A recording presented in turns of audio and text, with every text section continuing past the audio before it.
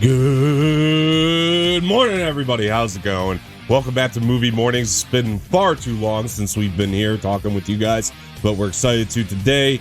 Jose's got himself a new comfy chair, so I'm pretty jealous of his little bitch ass right now, but hey, it's all good. It's all good. We got a lot of fun stuff to talk about. We got a Star Wars project that's been delayed. We still haven't talked together about the Spider-Man trailer. Holy shit, that's big news. Big news. I can't wait to get into all that with all of you today, but it's going to be a lot of fun. But before we get started here today, please hit the like button below, subscribe to the channel, leave some feedback in the comment section, share this with your friends, hit the bell for notifications, and of course, I am not here by myself today. I do have Mr. Jose Espinel. Jose, what's up, man? How you doing? So, man, it's good. It's good to be back. It's been a while. I know. I've got a lot of stuff to talk about, and I'm ready to get into it and talk what we've got to talk. As you said, we do have a new comfy chair. It's very nice and comfy, and just got it actually for my birthday yesterday, so it's nice. Yes, and a very happy birthday to Jose. I've already got my celebration drink poured for you, sir, and I'll go ahead and give this toast to you. So let's do it. Happy birthday, Jose. Thank you. I hope all you guys out there had a drink with us on that. That would be very nice for Jose. Just turned 22. Just turned 22, huh? That Taylor Swift song. Did that. I don't know about you, but I'm feeling 22. Yeah. Did you hear her Red album remastered or whatever? It was really good. It was really good. Sammy's been posting that like crazy on her. Oh, yeah. Sammy's a Taylor Swift nut. I mean, like you talk about Taylor Swift nut. I love the girl, but Taylor Swift nut. That's Sammy. I mean, she's like probably one of the biggest fans I know. Probably. I wonder if she's ever seen her in concert. I never asked her that. I mean, that would be an interesting thing to know. But dude, I mean, look. So I'll start here because this is something I should probably address with everybody is. I was on vacation, and we were gone, and like everybody was like, I got text messages, even though we addressed it on the show last time. I still got text messages asking me, where the fuck you been? Why haven't you uploaded? It's like, do you watch the show? You must not, because we addressed this. We talked about this, but it's been a while. I understand, whatever. Thank you for missing us. Anybody who did reach out. I mean, really, I'm glad that you guys are eager to see a new episode, but I was on vacation. I was trying to enjoy myself, and I still got messages asking me where I was at. So I was in Florida, just so everybody knows. I'm okay. I'm here. We're doing a show. You ain't got to worry about it. And we'll get to Florida in a minute because that was a whole other thing within itself. But I get home and we're on our way home. Me and my family and my buddy's texting me. He's like, "Your cat is not doing well." He's taking care of my cat for the week. He's not doing well. This is my cat of 21 years. Just so everybody knows. Your cat lived a long time. Jeez, a long time. He had a full life. Cat's not doing well. And, I get home and I'm thinking like he's just missing me, because I've been away. I'm like, I'm sure he'll be fine when I get there. But I get there and he's laying by his litter box and he does not look good. I've never seen him, look this way. And he was crying in such ways. And that was honestly the hardest part of this whole experience was, seeing him in pain and hearing him in pain was horrible, and I was devastated because we were going to have a show earlier and then all this stuff happened, and so he was just in pain. It was horrible. It was sad to see, sad to look at, and sad to hear, and I just didn't want him to be in pain anymore. Next morning he did pass away, and on his own terms. Luckily I didn't have to put him down. He just passed away. He just lived his life, and that's that. And so this another toast to my cat who lived a full life here. And it was just a hard time, but that is what it is. I spilled some fucking drink on my shirt, but listen, guys, it was one of those things, because I thought, because I was even talking to people in Florida who were asking me about my cat, like family members and stuff. And I was telling them like, he's probably going to go soon, because he's old, you expect it, you accept it. And nothing prepared me for seeing him the way he was, like nothing prepared me for that. Like I thought I was going to be okay with it. I thought I would have accepted it for what it was, and nothing is gonna prepare anybody for that when they lose a pet who's very close to them. I lost another cat when I was younger, but I only had him for 2 years and I was young. And you don't understand shit when you're young, you know. Right. But this cat was a family member, you know, like he was literally a part of the family, and so to lose a family member is always hard, whether it be an animal, a friend that you consider family, your parents, your grandparents. It's tough, and it happens, you know. And no, trust me, I've lost many of family members. I've lost cousins, uncles, great grandparents. Yeah, it's tough. If anybody's hearing a noise, by the way, I should go away here any minute. But I think it's the air conditioner. Should go away. But anyway, look, no, not the air conditioner, the heat. But the very cold around here. But anyway, so that was that. So I saw Ghostbusters though, and I want to talk about it. And I told that story first for a reason, and I'll get to that here in a minute. And so I see Ghostbusters the other day, and I was excited for this movie. I'm a huge fan of the original. The original to me is, you know, it's one of the best. You guys can't see it right now, but I actually have a Ghostbusters poster like right down here. I love that movie, love the original. And it's classic to me. And, you know, I'll be honest with everybody, I'm not a huge fan of Ghostbusters 2. I know it has the original cast in it and everything, but to me it just didn't really hit like it does with some people. I know it's like a big cult classic, that second movie. But I like the original from the 80s. Is my favorite. Of the Ghostbusters, and 2016 is 2016. I don't think it's as bad as a lot of people said, but it's not good. It's not good. The 2016 version with the SNL people, Melissa McCarthy, the Paul Feig directed one with Melissa McCarthy, the one with the women. The one with the women, and it's nothing to do with them being women. I just don't think it worked. You know, I just don't think it had the proper chemistry for a Ghostbusters film. So I was really wondering, you know, here we got Jason Reitman, who's the son of Ivan Reitman, who directed the original. And so I was really curious to see what he had done with this. And I thought all the trailers were pretty solid. I was really happy with the trailers. I know some people gave them shit, but I was really happy with all the trailers. I thought it looked like Ghostbusters. And so I was still concerned, you know, even though this is the son of the original director, there's still a little concern there. You know, because it is a classic thing that you hold so near and dear to your heart, and they just haven't been able to replicate it since that original. So I go into this movie, and I actually it was a full house. Like, this whole theater was packed. And I was sitting next to this like older couple, and they were very nice, and they clearly were fans of the original. Because they'd grown up with it, clearly, because they were excited anytime like a little subtle reference would pop up to the original and stuff like that. They pointed it out. And they were on the time of their lives with it. And I gotta say, this movie is really, really good. It's a really damn good Ghostbusters movie. Is it as good as the original? No. But it's a really damn good Ghostbusters.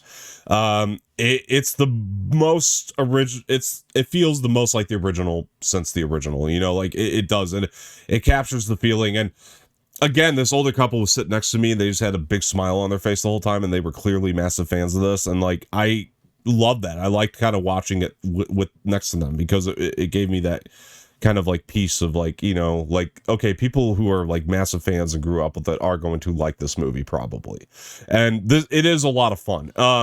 It's not, now here's the thing, it's not as funny as some people might think though, because it does have comedy. When the comedy hits, it really hits, but it's mostly a character, story, and plot driven movie, and I was really surprised by that.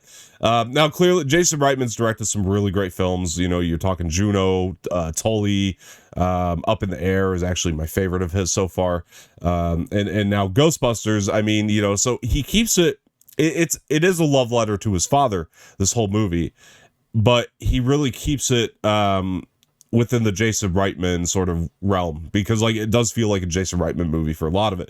It's really well shot. It's really well directed.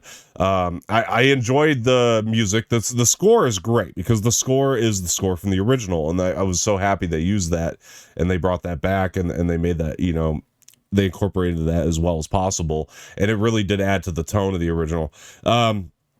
there's fan service in there, but it's not as fan servicey as one might think. Like, it's not too fan servicey.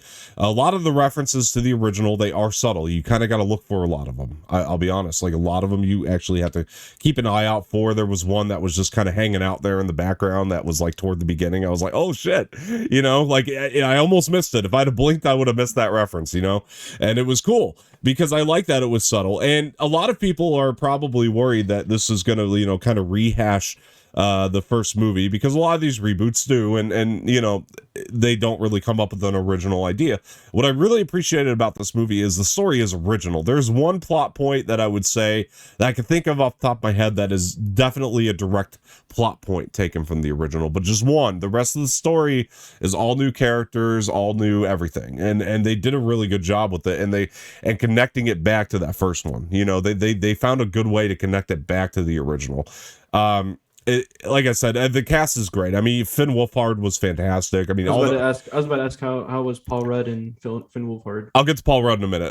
Finn Wolfhard was great. And all the kids were great. You know, because basically this plot, what they do is they move into the old house that the Ghostbusters were in, and then they find all these things, and well, it's the grandfather is Egon, right? So Harold Ramis, who's since passed away, is the grandfather. They move into his house, and you know, so it's great. Yeah, they just find these things, and they find the Ghostbuster vehicle, right? They do. They find the trap, the vehicle. I mean, everything. Everything is in this house still. The suits, you know, it's all there, and you know, this is a really cool way to reboot this franchise. I was thinking that in my head. It doesn't feel like your general rehash. There's a lot more.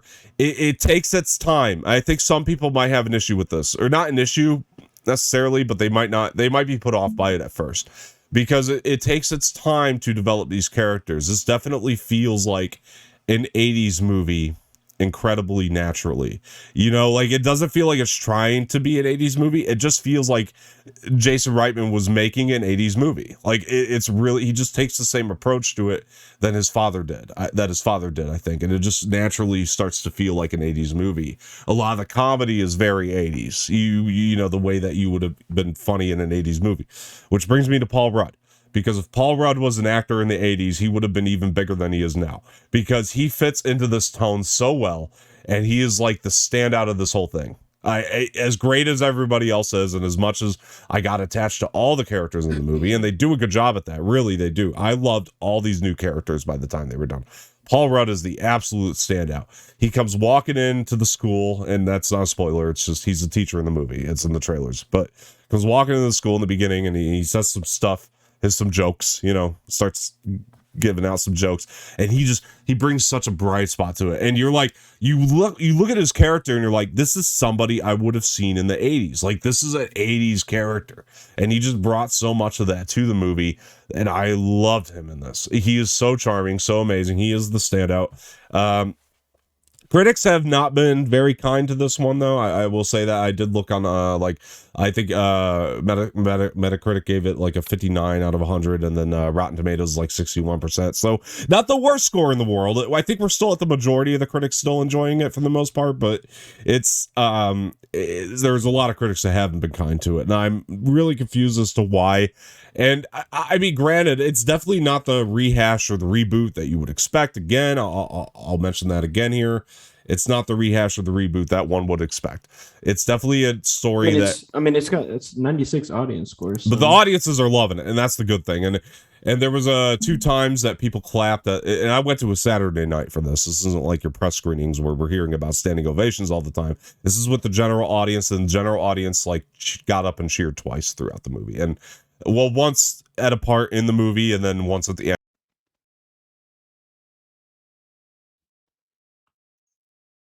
This is, I guess, gonna be my oh, sorry, can you guys still hear me? I think I was gonna say you went out for a bit there, yeah. Okay, I apologize about that. Anyway, this is not the story you would expect for a rehash. It does give you a story that you're gonna be like, oh, I didn't think it would go there. I didn't think that would be the story they tell based on the trailers. So I could see some people being put off by that.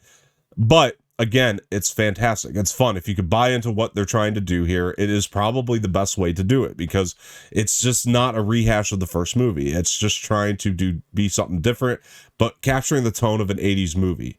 It's more like, a lot of people, when Jon Favreau talks about Mandalorian, he's like, I'm not making Star Wars. I'm trying to make things that inspired Star Wars. That's kind of how I feel about this movie. Is he's not so much making Ghostbusters again. He's just trying to make the things that inspired Ghostbusters, or make a culmination of that in this movie. And there's a lot of it. There is. And it's not even just 80s. I mean, there's things that felt kind of 60s about it too sometimes. And it's really, really solid. I'm telling you, I had fun with it. I'm not going to say that's going to be the case for everybody. And to some degree, I understand, because you are going to be put off by, some people are really going to be put off by the style of the movie and the way it goes. It feels like, what this feels like is it feels like an independent movie with a budget. You know what I mean? It really does. It feels like an independent movie, except it just happens to have the budget for some CGI here and there. But it's not this big,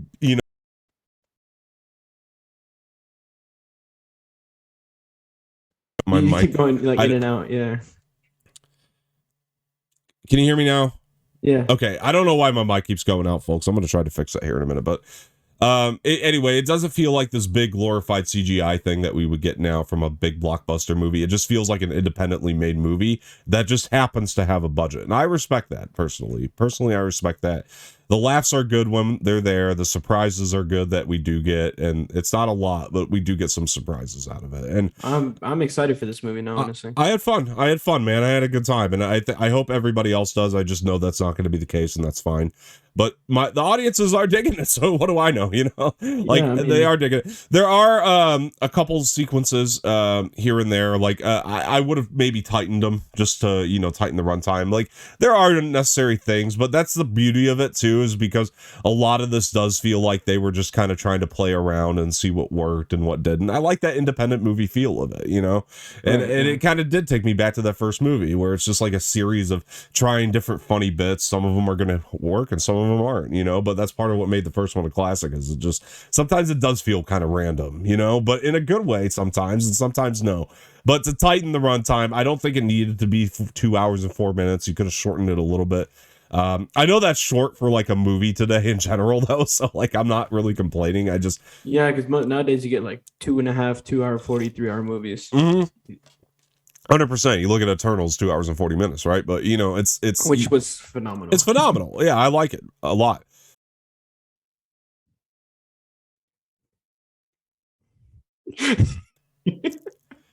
I know. Let me try to mess with something here. Hang on.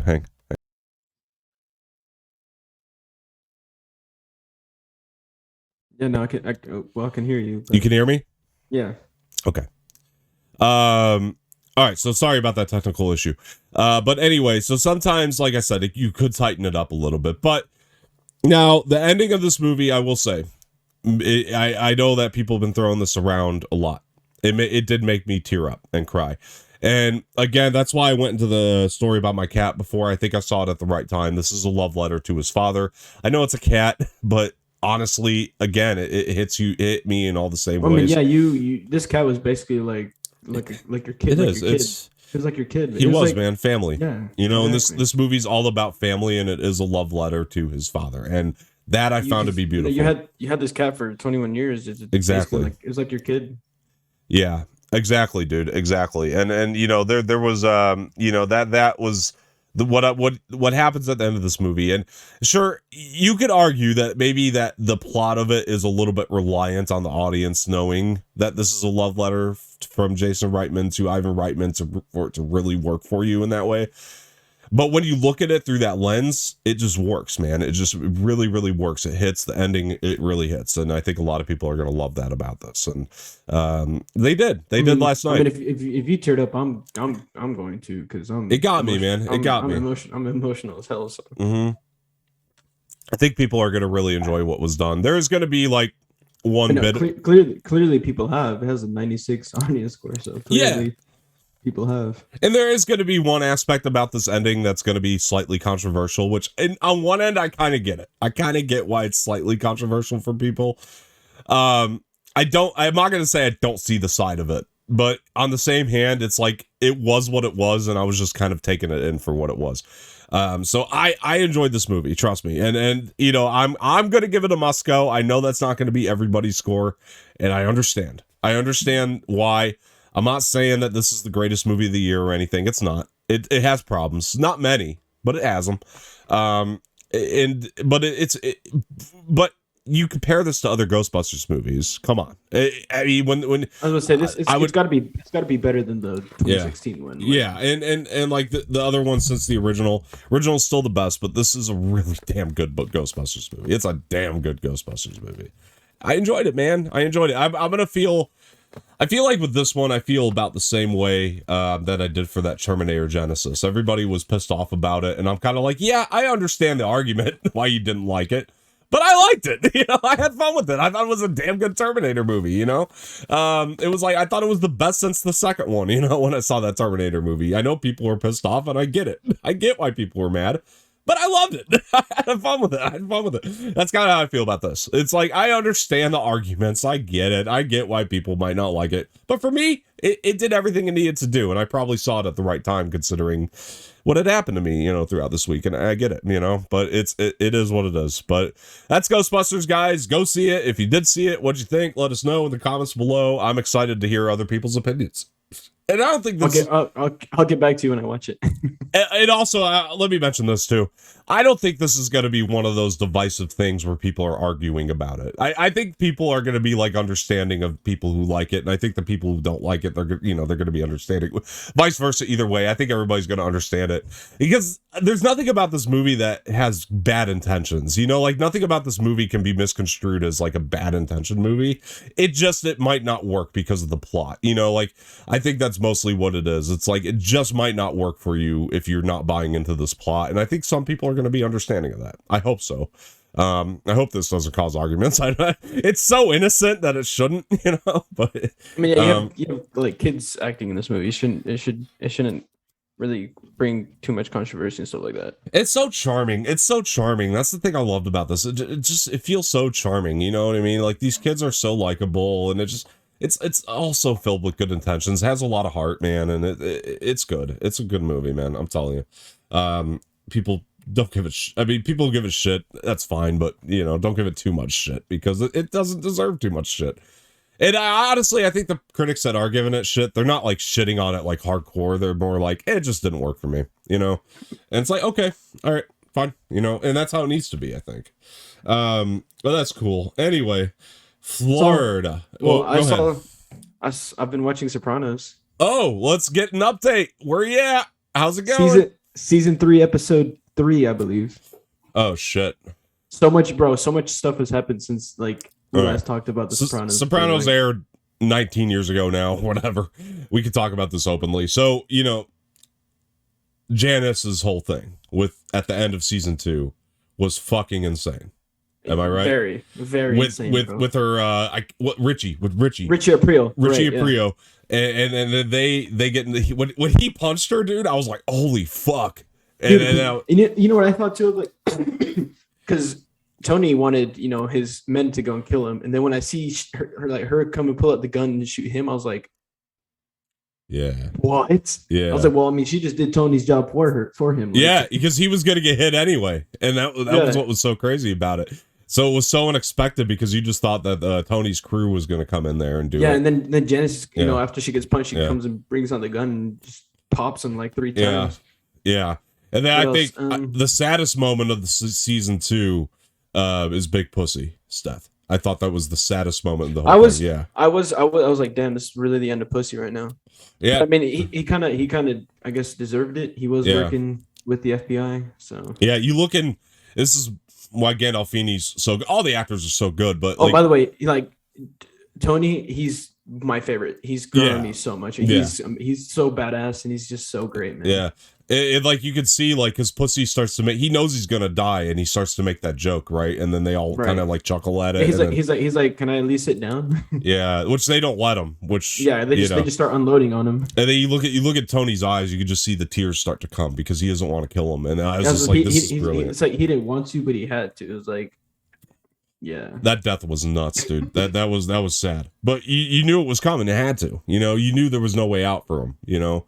I mean, he found the wires at his place. He's like, yeah, it's got to happen. Yeah, you just knew there was no way out for this guy, and you were. It was sad. It was sad though, because he's one of the best characters. You know, he really was. He was so much fun to follow, and you felt for it. Built it well, man. You felt for his family, his kids, and you know, he's dead. His kids don't have a father now. It's the only thing you think of at that moment. But goddamn, that show, man, it's so good. I'm glad you're in season 3 now.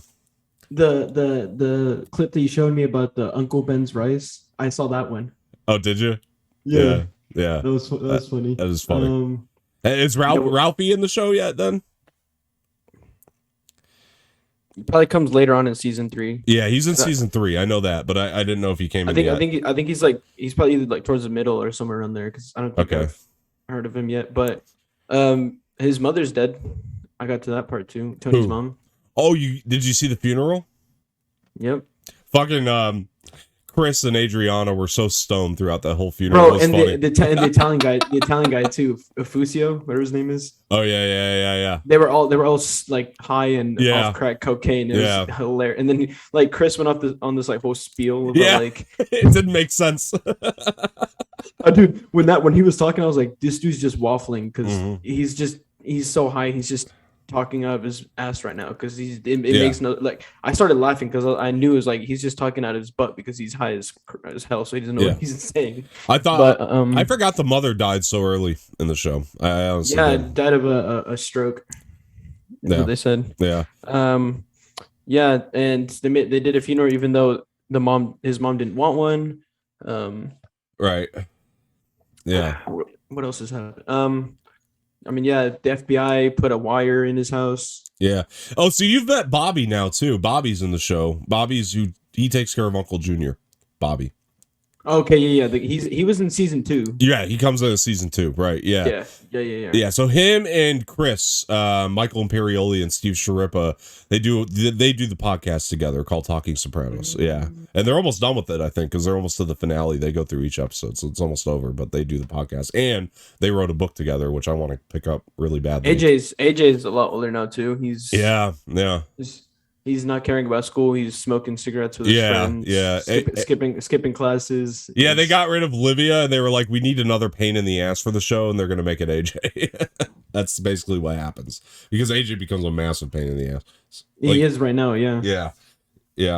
But you love his character at the same time. Like, there's just so much to like about him.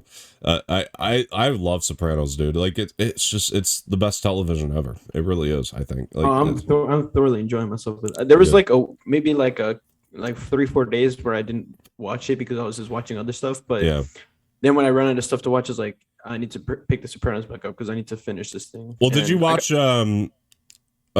Okay, there's a specific episode. I'm going to describe the plot without spoiling anything. But Chris and Paulie, because this is one of my favorite episodes, that's why. Chris and Paulie, I don't remember where it came in, but Chris and Paulie are going out on a hit, and the guy gets away, and they are running after him in a snowy forest. Did you get to that yet? Okay, that hasn't happened yet. Okay, no. Let me know when you get to that, because I want to talk about that episode. Yeah, that's probably season 3 then, later on, because I haven't gotten to that one yet. Yeah, when you get to that, that's good stuff. That's probably one of my favorite episodes. Oh, I mean, there was the episode where everyone thought that Christopher was going to die when he was in the hospital because his heart stopped. When he technically did die but came back. Did he get shot? It was those 2 guys that were working for him in the stocks place. Yeah, you've seen all that then. Okay, great. Okay, so we can talk about that. Yeah, that was nuts. Yeah. When one of the guys died and the other one got away, but then Pussy and Tony captured him, put him in that shed thing, and killed him. Do you remember what he said when he woke up though? At that one part? Who, Chris? Yeah. About going to hell and seeing his father there. And yeah. What did he say though? What did he say? Said you'll Tony and Paulie. Tony and Paulie. Yeah. 3 o'clock. I forgot what 3 o'clock. Yeah. Which was funny because Paulie was so paranoid every time 3 o'clock came around. And then he went to that psychiatrist or whatever, the dude that could talk to the dead. Yeah. And he mentioned some random dude, and he like flipped out and started throwing chairs and flipping shit. the fuck out. It was funny as hell. and then he went to the priest, and he's like, the priest was like, well, you should have come to me first. And he's like, well, don't expect any more money from me anymore. Yeah, but remember 3:00 because we're going to talk about that when you finish the show. Okay. Because I have a theory. But yeah, remember 3:00. We'll talk about it. But yeah, dude, it's you're getting to the heat of it now. So now you're getting like the really great Sopranos. Like it's starting to. And there was a time in the I think it was the second season where Tony's wife, just like kind of stopped talking to him and stuff. Oh yeah. But now they're kind of like talking more and like actually getting at it and stuff more. Yeah. Because he left his Russian side hoe or wherever the hell she's from. She tried to commit suicide. Yeah, there was that whole thing. Yeah, that was by taking like 20 pills at once, drinking alcohol, and then slit her wrist. Yeah. What else has happened? When he got food poisoning, he was seeing a bunch of visions. Yeah. One of them being, he had a vision of Pussy as a fish telling him how he was working for the FBI. Oh, right. FBI. Yeah, that comes back up too. And I've been working for them for like the longest time. Yeah, that comes back around too, by the way, just so you know. That becomes kind of important later, but you'll see. Yeah. All that's happened. Yeah, like so much has happened. Yeah. It's such a good show, man. Such a good show. Oh my god, yeah. It's just so much to it. Yeah, well, I think what helps it too is there's always something happening like every episode. Well, I think the reason why too is because like typically in like in a show where you only got through like a couple seasons and then some, you wouldn't have this much to talk about, but this show has like 13 episodes per season. So you have a lot of information in that. Yeah, but it does well with it. It does well. Like it doesn't feel like it's over long, you know. It feels like it's paced out really well and they do a good job with all that, man. What was really unsettling is when they took Richie April's body to the butcher shop and they cut his body up into parts and put them in trash bags. Yeah. So now, because you got gory. Oh yeah, dude, it gets even gorier. Trust me. But the, so you got Richie April and now his son Jackie is going to come into play. And when Uncle Junior was talking to Bobby, he was like, "Oh, I'm definitely going to take Tony's side in this because Tony's like got so many people behind him that if I support Richie, then it's done for me." And then he talks to Tony in the hospital saying, "I was just playing with Richie, basically trying to get him on your bad side." Yeah. I was like, "Geez, that's crazy." Yeah. Yeah. No, it's nuts. He's still in house arrest, and they're trying to build a case right now against Tony, the RICO case. Oh, right. Yeah. Because they got the wires in his house now, right now. Yeah, they bug it in the beginning of season 3, right? That's how it starts. They're bugging the house. They put a wire in the lamp, the black lamp in his house flooded because the heater thingy went. So they got a plumber to go in there and trying to like fix it and stuff. You know what's wonderful about that though? That whole storyline is like, you're supposed to be rooting for Tony. The show makes you want to root for Tony, and you do. It's like I want to tell Tony like they bugged your house. There's a wire in your lamp. You do, but they also make those cops incredibly likable. Like you actually do kind of like the cops. Like they have personalities, and they're kind of fun to follow. The main guy, the one that's always in the red truck, he's pretty cool. Yeah, you actually like the cops actually. So that's what's so brilliant about it. I don't like the one guy I don't like is the one that Pussy was working for. Oh yeah. That's the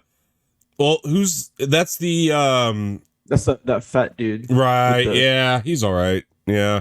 Well, what was the guy? Have you met him? There was the cop that Tony had on his payroll. Did you get to his story yet? I know he's popped up in the middle in a lot of the. I mean, I was gonna say I've seen him. I don't think his story has been. Okay, there's more to it then. Yet. Okay, there's more. You would know what I was talking about, but yeah, he's the dad in Home Alone. That guy, the one he's got on his payroll. Yeah. Oh yeah. Oh my god. Yeah, it is. He's got more coming. He's a nut though. He's a nut. You'll see. He's got a lot more coming. And then there was that one scene where Tony thought he was going to jail, right? And he gave like a bunch of money to his lawyer to hide. Yeah. But he ended up just getting bailed that same day to go to his daughter's graduation. Yeah. Meadows still mad at Tony for doing the whole racist thing with that guy that she was talking to. She's always mad at Tony. This whole fucking show, she's mad at Tony. Yeah. True. No, but yeah, that was the big one. That was like the big, like she stops talking to him. Yeah. Like, every time he sees her looking at her, she just puts on the mad face and just walks away. I love Tony there though. He's like, I don't know what the fuck my daughter was thinking bringing you in the house, but we'll get to that later. I love that. It's so horrible, but it's like you couldn't get away with that today. I don't know if you could. You couldn't get away with because that your main character has to be like wholesome and you woke and you would get canceled if you had something like that in a show. Yeah, if your main character did it, What's funny is when his wife walked in and saw him there passed on the ground and he got up, he's like, Uncle Ben's, and that's all he said. Oh yeah. And then it rewinds time back to that scene where she walks in with that, or where the guy comes out of like the bathroom, whatever, and then they have the whole combo, the clip he showed me. That was funny. Yeah. By the way, because I know we're drinking, let me bring this up while it's on my mind. If you have to use the bathroom, mute yourself and go, and I'll just stall rather than me having to edit it later. It's okay. Right. It was just a massive pain in the ass last time. No, yeah, that's fine. I mean, yeah, mute yourself and go instead of. And then he still sees his psychologist, Jennifer. Melfi, yeah. Well, it took some talking to. You know what I loved is when she was, because I know you've seen this part, is when she was in the restaurant with her son, and then she started to get all mafia like, yeah. I was like, holy shit. And she's seeing a psychologist herself, and you can tell that she's starting to pick up stuff that Tony does, because she's been seeing him for so long. She's picking up some of his lingo and personality. Yeah, which I like. Honestly, it's very badass. Oh yeah. But yeah, he's seeing her some more. Yeah, she called him a cocksucker. So, and she now drinks before every session with him. Yeah. She's turned into an alcoholic. Yeah, that's one thing we're going to talk about when you finish this is the Melfi story, because I don't know if I got the payoff that I wanted from that. That might be my one. Like, if I have an issue, that might be it. But we'll talk about it when we get there. I kind of like it on one end. But then there's something else that happens that I'm not entirely sure if I enjoyed her payoff. I'm ready to get to the part where they talk about Tony's dad's death. Oh yeah, because that ties back into Many Saints and all that. Yeah, that's why I'm just ready to get into that. Yeah, you'll get it. You'll get there. There's a lot of references coming up that are in Many Saints of Newark, and yeah, it's great, man. It's great. This honestly, I'm so glad that you recommended me the show. It's incredible, honestly. I've always loved like Italian mafia type like movies and shows. Yeah. Well, it's a good thing you got that screening for Many Saints. Otherwise, you might not have had the push to actually go and venture out to see it yourself. Because true. Yeah, I mean, really, it comes down to you at the end of the day. Is if for you to go watch it, something always kind of has to give you the push to watch something new. So. Yeah. I mean, yes, you gave me that, screening to Many Saints in Newark. I saw it and I thoroughly enjoyed myself. And then he told me, hey, watch this show because it kind of has to do with it. I was like, yeah, sure, why not? And I started it, and man, well, it's great. Speaking of shows, Ahsoka is one that I think is both on our most anticipated. And we just saw the girl from Greatest Showman just got the role as Sabine. Sabine, and like I know you haven't been through all the Rebels, but like Sabine is one of my favorite characters. The bits that I saw of her in that show was incredible. Her story in Rebels, the payoff to it is one of my favorite things in all Star Wars. I'm even more excited now for this Ahsoka series, man. It's going to be great. Well, it's going to tie into so much because it's going to tie into the Darksaber story too. Because Sabine, may the Force be with them. Honestly, this is going to be I'm ready for it, dude. Obi-Wan, Ahsoka. Dude, there's so much. And I'm happy she got confirmed. I mean, like, I think we all had a feeling that was going to happen. They were going to play the Ahsoka Sabine storyline, but this is going to tie back into that Darksaber because now you got another person who might want it, and that's Sabine. Sabine, if you guys have seen Rebel, Sabine might want that Darksaber back. Do I think she does initially? No, but I think we're going to build into it to where she's going to want it back. It's going to be like the Ring and Lord of the Rings. They're going to do some like Mandalorian Ahsoka series type like crossover shit, maybe. I think it's gonna play like the Ring and Lord of the Rings, man, Billy, where it's like everybody wants this damn thing, and everybody's kind of after it, but I think they're going to have to destroy it ultimately because it never showed up in the sequels, you know, and I think that they're going to have to destroy it. I think that's ultimately what's going to happen. I feel like that could be, you know, since Mando has it right now, that could be in the next season what he's thinking about doing with it. Just destroying it, taking it. Because it's creating so much, because it creates so much conflict and destruction to the galaxy. He's probably she's going to be like, all right, well, I kind of want it. And he's like, no, look, it's creating too much division and hatred between us. Why don't we just destroy it? So he's going to find a way to try and just get rid of it completely. Yeah. Maybe it makes it's going to be so interesting, man. Maybe it makes them all insane, and maybe like Luke Skywalker actually had it the whole time, and that's kind of why he went down the path he did in Last Jedi. Like maybe that's kind of like Lord of the Rings, you know, like maybe that's part of it, you know, like it could be. I would think so because it actually makes sense because in Clone Wars, Pre Vizsla has the saber initially when we meet it, when we first see it in Clone Wars, and he was kind of insane. You know, he was a Mandalorian that went kind of down a dark path and went nuts and formed the Death Watch. It seems like anyone who wields the dark saber just goes insane. Yeah, maybe Gideon, it looks like it just has that effect on people. Yeah. Yeah, so that which is why Mando would probably be like, why don't we just destroy this? Because it seems to turn people insane when they wield it. So why not just get rid of this thing? Yeah, just a theory, folks. Don't jump down our backs. We're just having fun here. Look, that's the thing with this kind of stuff is you can have so many different theories, and that's what's so much fun about it. Is you can talk like we're right now and just have so many different kinds of theories and just have fun with it. I love it, and I think but it does make sense if Sabine's going to be in it that you would build a story where she's going to want the Darksaber and like. Dude, I want this to build into a movie. And mostly because, and we'll get into this, we have no Star Wars movies in the books now till 2024, which is going to be Taika's. And that kind of makes me upset because, well, now I want more movies. I want more movies. Patty Jenkins didn't drop out completely, but there's problems. I saw that the Squadrons. Yeah, I saw that. I am so pissed off because, dude, when I saw it, because I didn't read the news, when I saw you post on Instagram. Yeah. I got pissed, bro. I was like, why? Well, we both saw that freaking ad, and it looks so exciting, dude. It looks incredible. The fact that she's basically basing it off of like personal experience that was it her father, right? Was a fighter pilot for the military. The fact that she's basically bringing that kind of personal experience into a movie like this is incredible. And I'm looking for I was looking forward to it. Now that it's been delayed, it's like what the hell. Well, the fact that this news got out there, first of all, because this project still might happen because she's not fired yet, she hasn't left. It's been delayed. It's just been delayed because they're trying to figure out their differences. But the problem is this news got out because now there's so much division again, and it's like everybody online. I saw the thing online. Why would you want to hire a hack director in the first place? Okay, first of all, jackass, this hack director made Monster, which is an incredible film starring Charlize Theron. She made, whether you like Wonder Woman 84 or not, and I know a lot of people don't, she still made the first Wonder Woman. She made the first one? Yes. She's phenomenal. That's literally one of my favorite DC movies. Yes, she's a phenomenal director. You can't forget her good. Look, I would... Oh, there goes your mic again. In a second, I'm gonna have to do some cutting on this. Bro, we were doing so good. I know. Up until just. Can you hear me now? On my back? Okay. Yeah. So I mean, no, look. I would rather have this movie, as bad as it sounds, I'd rather have this movie not happen than them try and bring someone different to make this movie. Like, for example, how. Yeah, I agree. The 9th movie of Star Wars: Rise of Skywalker, how it wasn't Colin Trevorrow.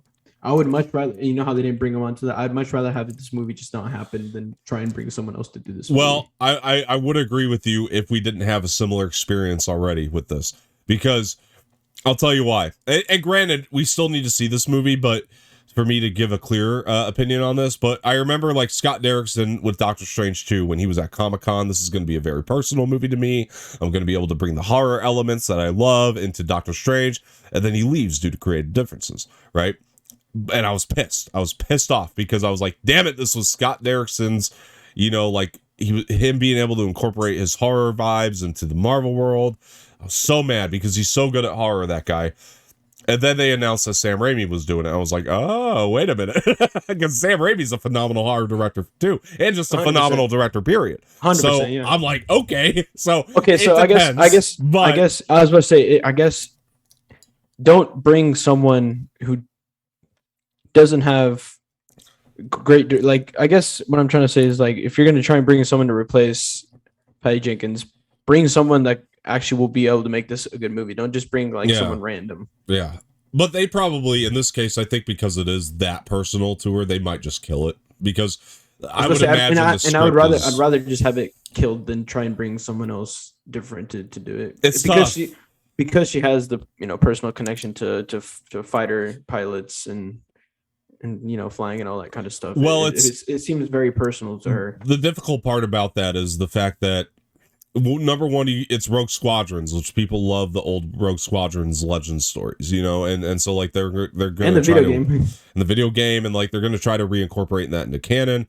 And so people love that, they're like, we want a Rogue Squadrons movie. And I kind of agree. I do want one. If you're going to make one, definitely don't make it the story that Patty Jenkins was going to do. Don't do the J.J. Abrams Trevorrow thing where J.J. Abrams was writing his own story, but trying to incorporate as many Trevorrow things as possible. Right. Because then you just got this weird mixture in Rise of Skywalker of one person's ideas and another person's ideas, because they had to meet a deadline. So on one end, I'm kind of happy it's delayed, because I just want the movie to turn out as great as possible. But on another hand, this is the same shit that's been happening over and over and over there at Lucasfilm with Kathleen Kennedy and her fucking directors. By the way, I saw that she's renewed her contract or whatever. I was gonna get to that next, because it's like, dude, I would have been fine with that had we not gotten this news prior. I would have been fine with it had this news not come out. But this is enough,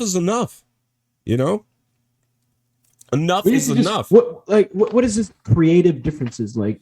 All the time, that's their statement. And what pisses me off even more, it's getting annoying at this point. Like, and what pisses me off, stop with this creative differences bullshit. Just tell us what's actually going on. And what pisses me off even more is the fact that it's the fact that they came out prior, like 2 days before Creative Differences came out, and said it was a scheduling conflict. That's what makes me mad even more. Scheduling conflict, my ass. You had the advertisement out ages ago. You knew when the movie was coming out, and we all called it was going to be this, and I was hoping it wasn't, because I wanted to defend Kathleen Kennedy, and then the story comes out that it was Creative Differences, and then Kathleen Kennedy's contract is renewed. Enough is a fuck enough. I'm getting sick and tired of this. By the way, I finally was able to pull the poster out of the Ronin book. Oh, no. Oh, hell yeah. Hell yeah. I got to read it still. Have you read it? I'm on chapter, I think 20 or something like that, out of 42. So the book's phenomenal, honestly. Yeah. Even though it's not canon, it's still such an incredible read. Honestly. Oh, I forgot to ask our friend, who I'm going to try to have back on the show, by the way, our friend Scylla, if she's read this or watched this Visions thing. I forgot to text her and ask her that. I'll do that now while it's on my mind. But I'm ready to read the Dune books. I'm still waiting for my Barnes & Noble gift card. I'm going to go to Barnes & Noble and get those books. I'm ready. Yeah, for sure. But back to Star Wars. Yeah, go ahead. It's just this whole creative differences bullshit needs to just stop. It's ridiculous. It's the same shit. That's what makes me mad. It's like, you hire a director, okay, like Obi-Wan, right? They had to fire that writer, so it got delayed, right? Like, so like Obi-Wan, Kathleen Kennedy walks out on stage at I think it was D23. It was D23 when they first announced Ewan was coming back. I said Ewan was coming back, and they said she comes out on stage, announces Ewan, and it was the most exciting thing ever. She says, the scripts are done, we're getting shooting soon, and then what happened? She fired a writer and it got delayed. It's like, why does this keep happening? Why aren't you on the same page before you start production? That's what I mean. Like be on the same page for everything before you decide to, actually start, shooting and everything. So you don't have to keep delaying stuff. Because honestly, at this point, it's just getting out of hand, and I'm getting sick and tired. Honestly, something needs to change. Like, they had one production so far. One production. Well, okay, Mandalorian went off pretty well. Okay, so 2 productions. So far, 3 productions, Boba Fett, that have gone off without a hitch. That was Mandalorian, Boba Fett. The TV stuff seems to be fine, pretty much, for the most part. It's all been pretty good. But movie-wise, they've had one production that's gone right. which was Which Last is? Jedi. Last Jedi. Oh, right. Went off right. without a hitch. She loves Ryan. They were on the same page about What the whole happened? time. What happened with Force Awakens?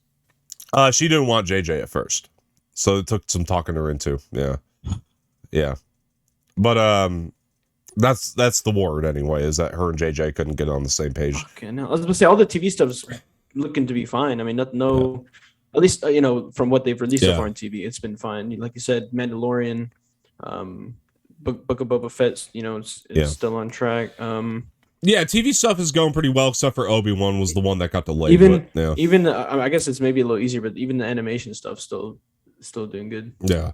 So far, so good on TV side, but yeah, I attribute that a lot to Filoni, honestly, because I think Filoni's pretty much helming all that. If Filoni wasn't there, man, this would be a shit show.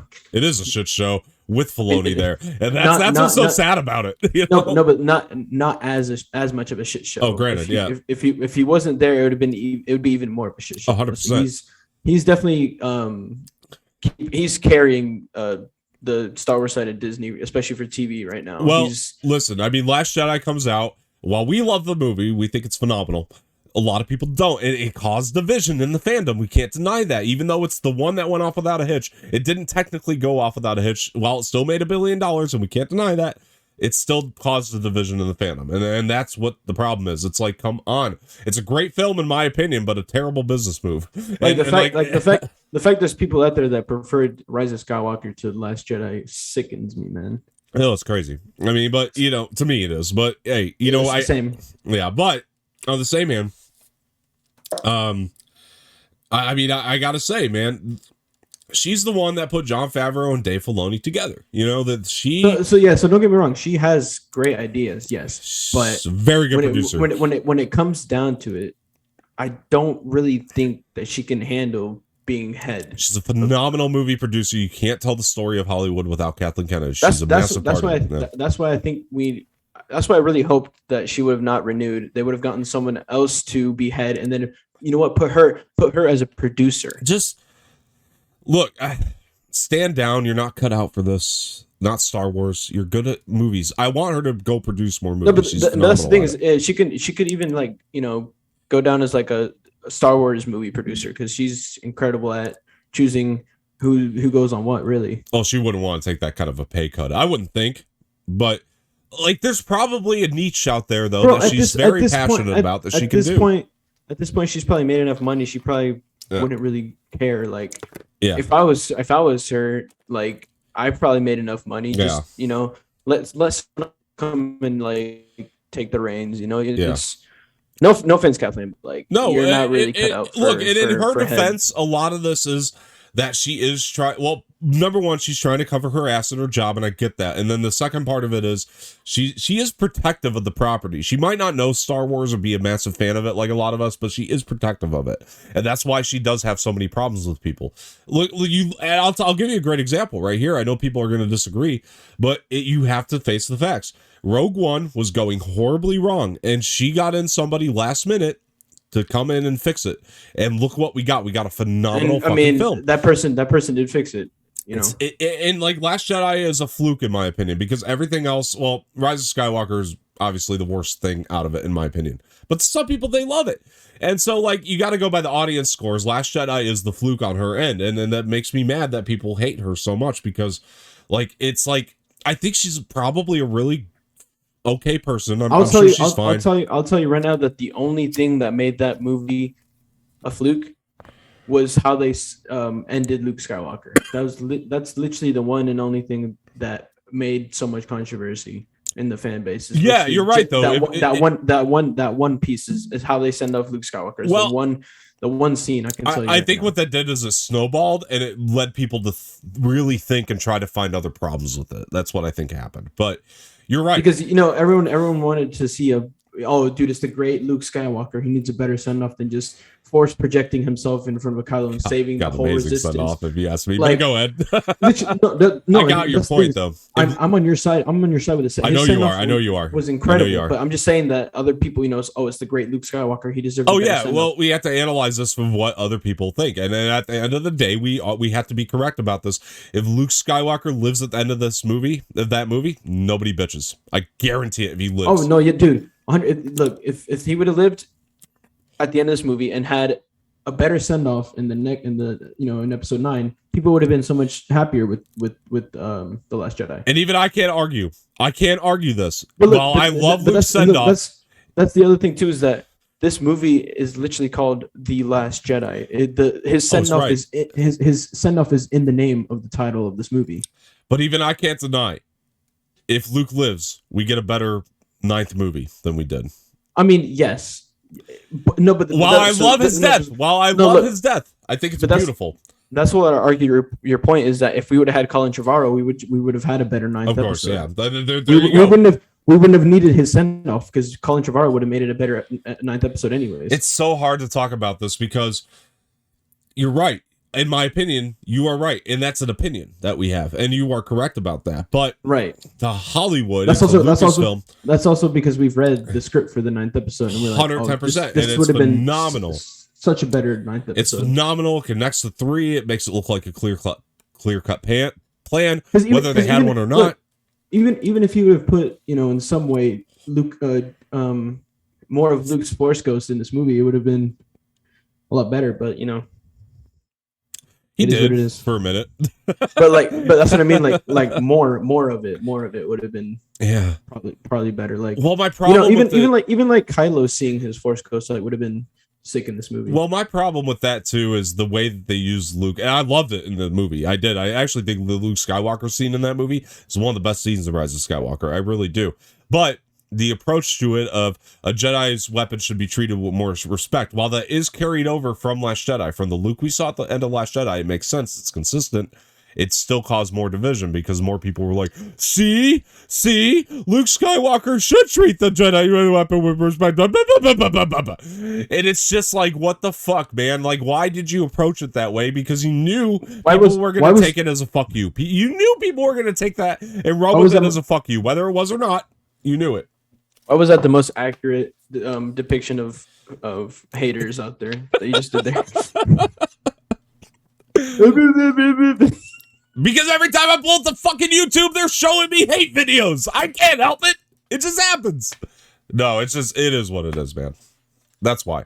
Because every time I pull up YouTube, I get fuck Last Jedi, fuck Kennedy, fuck Ray and Jesse. Okay, look, I agree with the fuck Kathleen Kennedy to an extent. Like you said, she's very good at putting the right people on. I'm sorry. Fire Kathleen Kennedy. Don't fire Kathleen Kennedy. Let her realize it and step down, but still. I was going to say, let her realize herself that she's more built for a producer than head of. She technically hasn't had a fireable offense. I mean, if we want to get real, she hasn't had a fireable offense because, look at her average. Her average is really fucking good. When you look at the movies, right? You look at the movies, her average 4 out of 5 of those movies crossed the $1 billion line, and only like 45 movies or so have ever done that in the history of the world. Yeah, so she's just from 7, 8, 9, she's made like that's over 3 or 6 billion, 6 billion, 6 billion, $2 billion. $1 billion. No, $1 billion. No, so five. No, one. I'm pretty sure one of Force Awakens got 2 billion, and then this was 5 billion. Like 5 billion, yeah. Closer to 6. But yeah, and then you got Rogue One, which crossed the $1 billion mark, and that movie was a train wreck behind the scenes.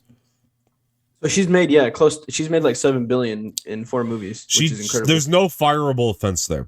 I think that she just needs to realize herself that she's not cut out for head of Star Wars, and she's more built for a producer. And that's the problem. She's not a Star Wars fan, in my opinion. Or she is a Star Wars fan, but she's a very casual Star Wars fan. She's not as as much of a Star Wars fan as, say, Jon Favreau. Dave Filoni. And to her credit, she put Dave Filoni in charge of creative now. So that's a good thing. That's a win. That's the best thing that she's done as head of Star Wars. She made Mandalorian happen, or she put Favreau and Filoni together to make it happen. That's the best thing that she's done. That's the best thing she's done. It is 100%. The TV stuff is all going pretty well. I mean, I mean, when you have Dave Filoni as head of creative, TV's gonna do. He's head of creative in movies too now, though. That's the thing, and it's like, but she is the powers that be, so she's gonna fuck it up.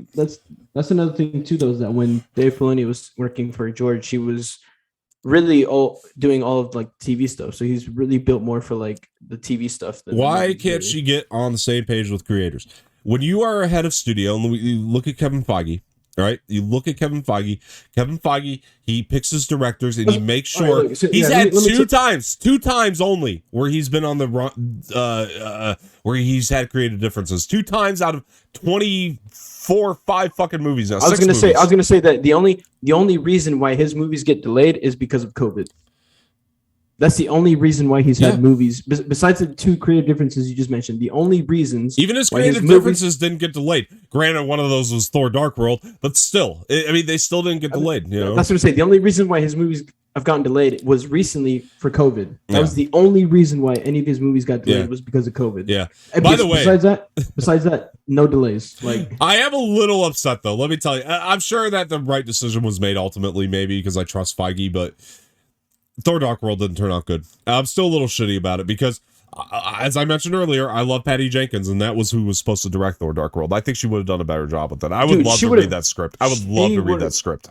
She would have done so much better with that movie. Oh my god! Like, if the script's out there, I want to try and find it and read that because somebody leaked that. Come on, where's Robert Meyer Burnett who leaked the fucking the Trevorrow script? Come on, get us Patty Jenkins Thor Dark World script. I'm just curious. It was funny.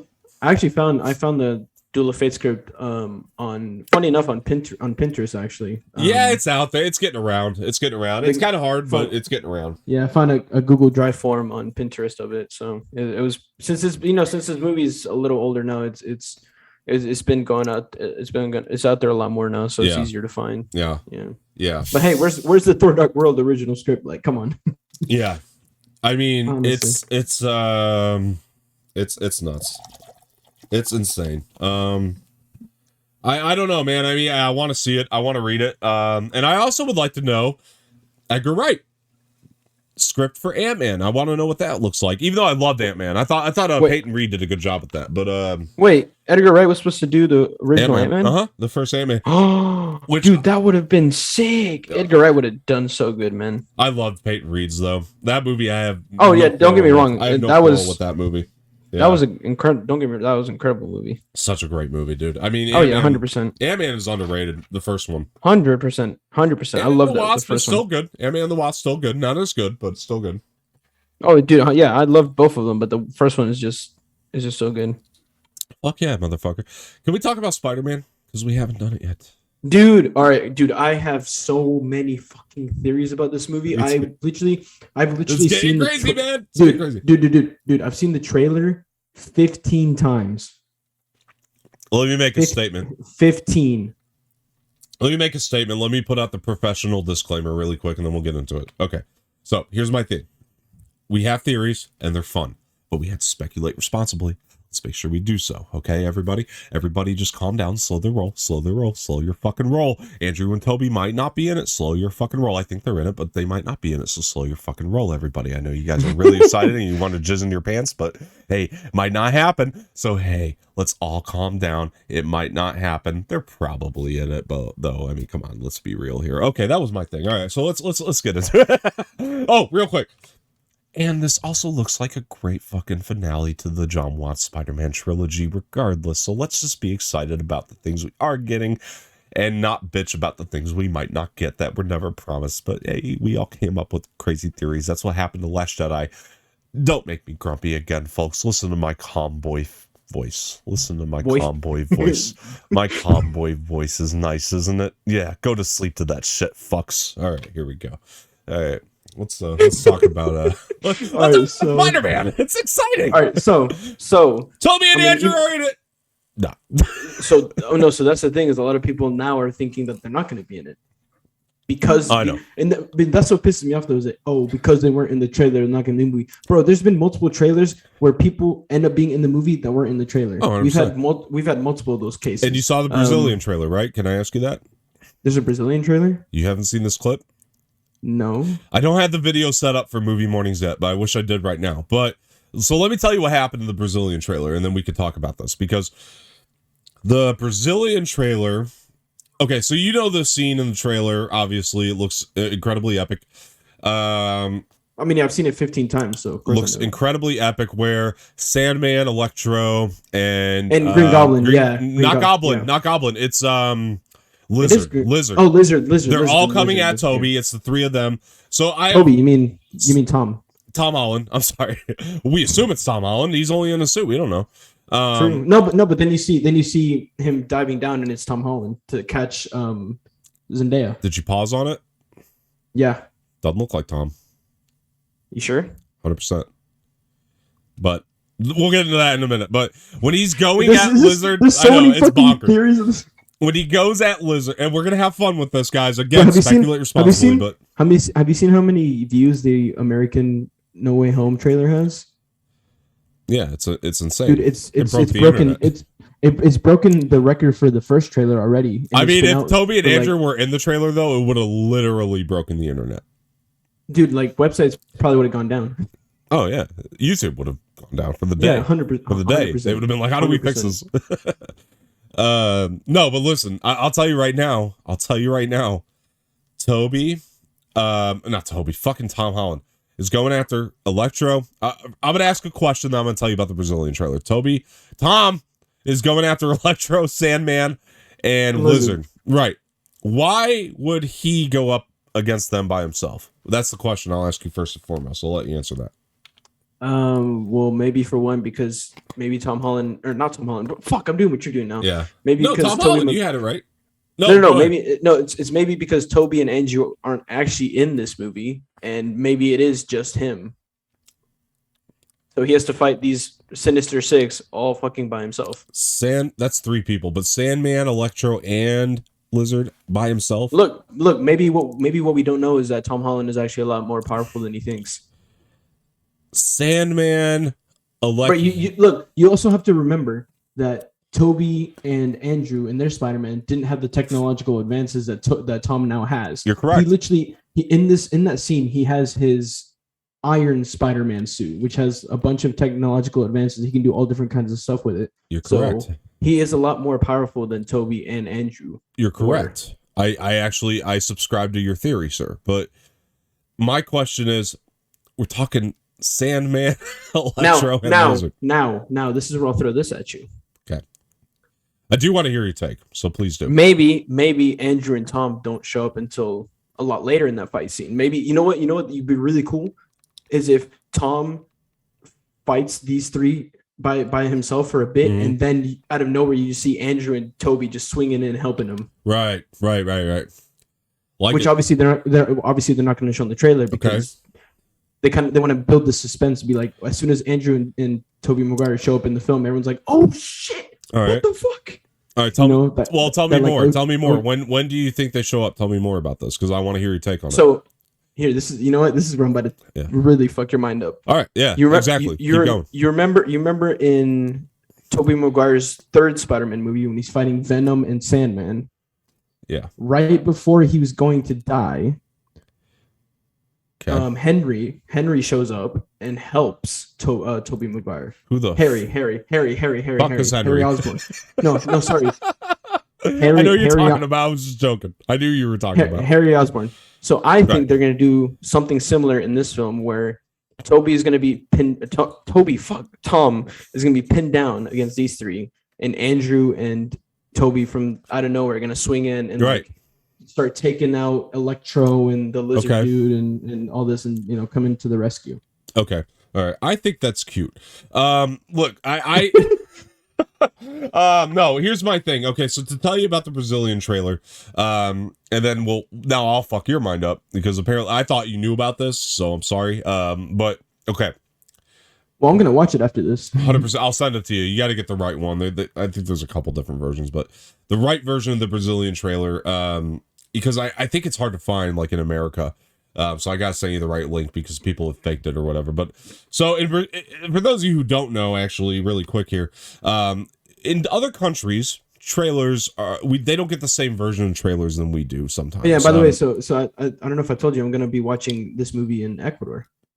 Yeah, you did. Because I'll be in there. I'll be there for 3 weeks. It fucking blows because I'm trying to have letting the audience know again, just in case you didn't hear in the last episode, I did say that I will be in Ecuador for 3 weeks for Christmas and New Year's. So I'll be watching No Way Home the 16th. All right. The day before it comes out here. which will be really cool. I'll be Dope. watching in English with Spanish subtitles, so I'm Right. super fucking excited. Great. But I'll make sure I yeah, I text do you know- and I ask do- you where the fuck you're at on that day on the when we. Oh, do dude, the 100%. I mean, yeah, if we can call on the phone or whatever. I'm trying to have, by the way, just so everybody knows, I'm not going to guarantee that this is happening, but I'm trying to have pretty much the biggest stream we've ever done for this movie. Like, I want so many people in this thing. I know, that's why it's a bummer. Yeah, but maybe I can do. I'll call maybe you. I can. I'll call you in. No, you know what I might be able to do. It's gonna be shittier quality, but oh no, you know what I could probably do is I could maybe try and bring some of the stuff that I have here and do a stream over there. I'll try. I can bring my webcam, my microphone, maybe even my keyboard and mouse. Bring this HDMI adapter thing I have connected to my MacBook, and like be able to stream like that, so it's better quality. At least for the one, because I want to try to have a really epic fucking stream for this. Dude, I will try everything in my power to bring as much as I can to do that, because that would be I would be down, honestly. Yeah, I think for the spoiler talk we have to do something epic for it, but okay, so the Brazilian trailer, to explain this to you. So, in other countries, like, I was saying, they don't get the same versions of the trailer. Right. So it's reordered. I think the Brazilian's almost like a minute long or something like that. In Dune, they didn't have the black woman, so. Yeah. Oh, right. That's right. Yeah, exactly. They always have different versions in different countries. I'm watching you, fucker. Anyway, but the Brazilian fucker. African American, sorry. Anyway, so they did the Brazilian trailer, and it's kind of reordered. It's you don't get the scenes in the same order, and you get a lot less in general. But the one scene, I think they fucked up. But the one scene, like I was saying, Sandman, Electro Lizard coming at him. Lizard gets punched clearly. Oh, and whoever he gets punched by is not there in the trailer. Now, far be it from me to accuse Marvel of digitally removing something from their trailer, because that would be ridiculous. It'd be ludicrous. They've never done that before. Fuck, they've done it before. You kidding me? Hulk was in the Infinity War trailer in the battle. It was full form Hulk in the battle in Infinity War. You think even though in the movie he was in the big iron suit. In that fight, he wasn't even full Hulk. Come on, guys, let's be real here. But that's so this is where I'm gonna bounce back off on you. Sandman, Lizard, and Electro. But yeah, but look, go ahead, because I have a take on this too. But go ahead, I have a reasonable take. But yeah, that could be any character though. That could be Venom. It could be Toby. It could be Andrew. I was gonna say Venom.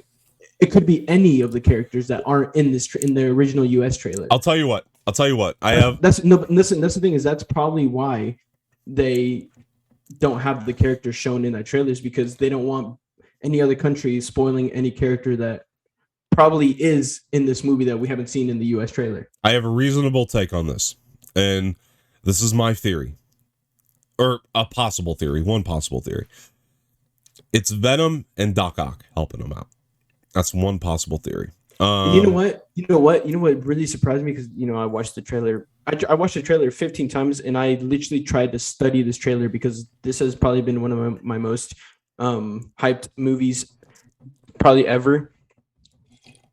Is from watching this US trailer, I kind of had an inkling that Doc Ock was actually going to try and go good and help this Tom Holland, because remember when he was going at him with his leg and he said, "You're not Peter Parker"?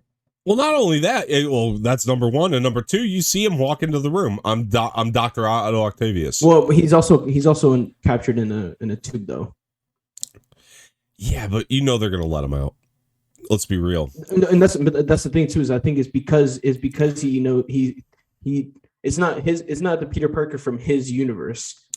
And so also, like, who doesn't want to see Doc Ock get redemption? Because that guy was so damn likable in the beginning of Spider-Man 2 till he got all nuts. I fucking loved it. He was one of my favorite characters in that movie. Alfred Molina plays that character so well, and I was gonna say, I'm so excited and glad that they have the original Doc Ock and the original Green Goblin Willem Dafoe in this film. Yeah, me too. So happy. We think it's Willem. Well, they still haven't shown it. I was gonna say his voice is in all the scenes. Yeah, but he uses a voice modulator. Remember that. Yeah, but it's exactly the same as the Except for the teaser, it's Franco. It's Franco in the teaser. We can't forget that detail because in the teaser, it's definitely Franco. Be careful what you wish for, Parker. That was definitely William Dafoe's voice. Not when he said, "Be careful what you wish for, Parker." It sounded exactly like William Dafoe's. It ain't. I got news for you, bud. It ain't. But you know that's another thing I was going to say too, is that there is a scene in the as much as I want to see Willem Dafoe, by the way. But anyway, go ahead. This trailer that just dropped. If you pause, because there's a scene where Tom Holland is kind of just standing there, and you see the Green Goblin on his thing with a bunch of his Goblin grenades in front of him. In that scene, the Green Goblin doesn't have his mask on. Yeah. So if you really pause and look, it doesn't look like Willem Dafoe. It doesn't. So it's Franco. So it's Franco. But it doesn't look like Franco either. That's the thing. Might not be any of them.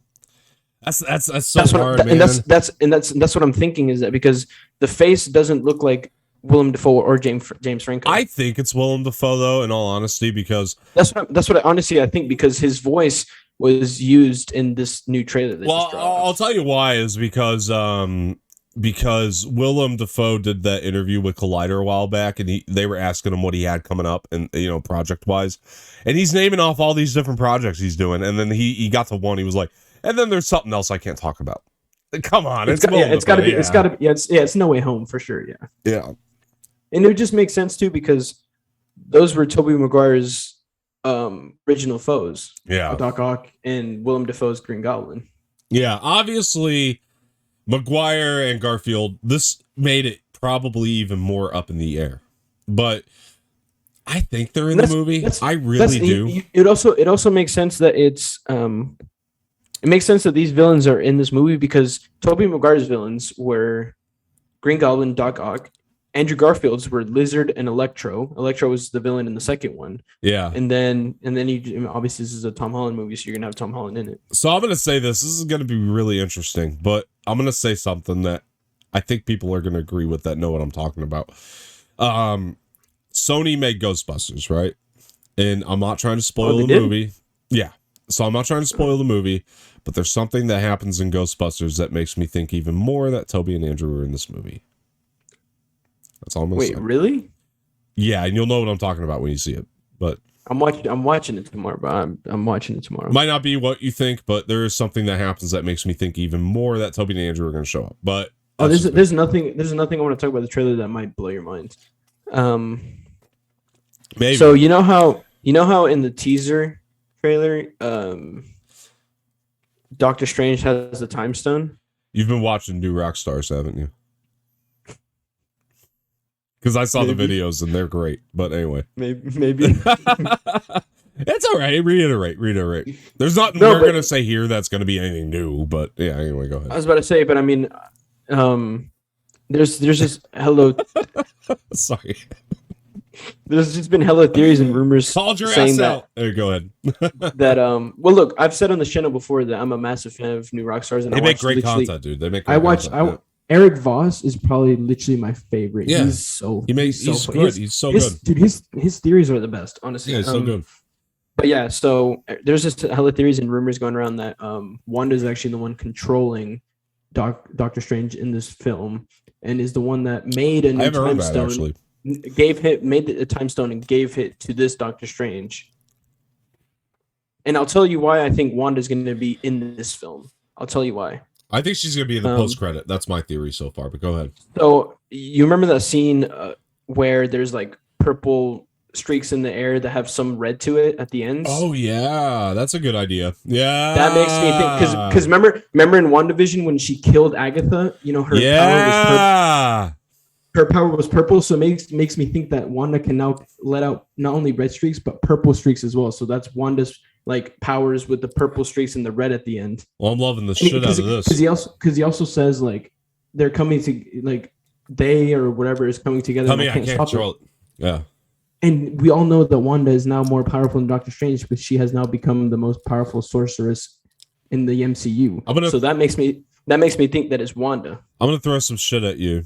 And you know what? I also think that the reason why the spell was tampered with, it wasn't Tom Holland, it was Wanda, and she was the one that made all this shit happen. So she's the one that placed all these villains in this one time with Tom Holland and all these other people. Yeah. That's my honestly, dude, it's mind blowing. Good point. Because, and this would also set up perfectly well for Doctor Strange Multiverse of Madness, because, you know, obviously there's the theories and rumors going around that Wanda's gonna be the big bad and that Doctor Strange is gonna have to fight Wanda. I am 99% convinced that Spider-Man is in Doctor Strange Multiverse of Madness. Like, I really am. I think that's dude, gonna be the end of it. I feel like it's gonna be Doctor Strange and Tom Holland with a couple other characters against Wanda. Well, his contract, it makes sense because his contract has one more solo movie, which is this one, and one more appearance in somebody else's movie. That's the contract of Tom Holland. Which is gonna be Doctor Strange. Makes sense. But because there's also, there was also the rumors and stuff around that Benedict Cumberbatch was actually on the set of WandaVision to film something, which makes me think that it was for Doctor Strange Multiverse of Madness. Well, he was. They've already said they were going to use Doctor Strange, and then Feige didn't want it for some reason. He wanted to save him for later, which actually might have been the right decision. I feel like he was there to film maybe some scenes for Doctor Strange Multiverse of Madness. Who knows? Oh, could have been. Yeah, that's a good point. Exactly, that's what I mean. Maybe he just said that because he just didn't want too much stuff going out. But Feige said he shot stuff for WandaVision, but they cut it. They didn't want to use him. But he could have also been there for parts of the movie. Who knows? Oh, it makes sense because you have to get on everybody's schedule, and who knows? Exactly. Elizabeth Olsen's probably one of the more hireable actresses right now in general. So she's probably out of the shit she's doing. She's incredible, phenomenal. I'm gonna ask you some questions. Dude, this is so much fun, bro. I could talk about this all day. I know this is incredible. Well, I mean, I think we're both on the same page. They're gonna try to go balls to the wall with this movie. So I'm gonna give you some scenarios, and you tell me your honest opinion on them. Over under 45%. Over under 45% chance. Wesley Snipes' version of Blade shows up in this movie. Go. I feel like maybe under, just because I just feel like this film is gonna be kind of like a Shang-Chi type, where it's kind of like its own solo. You're in movie. Vegas, so you're in Vegas right now, so be careful. No, I would put 100 on under 45. Okay. Over under 45%, Patrick Stewart's Charles Xavier shows up in this movie. Is that X-Men, the bald guy? The original Patrick Stewart, correct? Yeah, the original, but he's the bald one, right? The main guy, head of X-Men. Maybe in a post-credit scene, because I feel like they want to set up for, because I know that there's going to be a character from the X-Men. This has been a rumor that a character of X-Men is going to be in Doctor Strange Multiverse of Madness to fight against Wanda. Okay.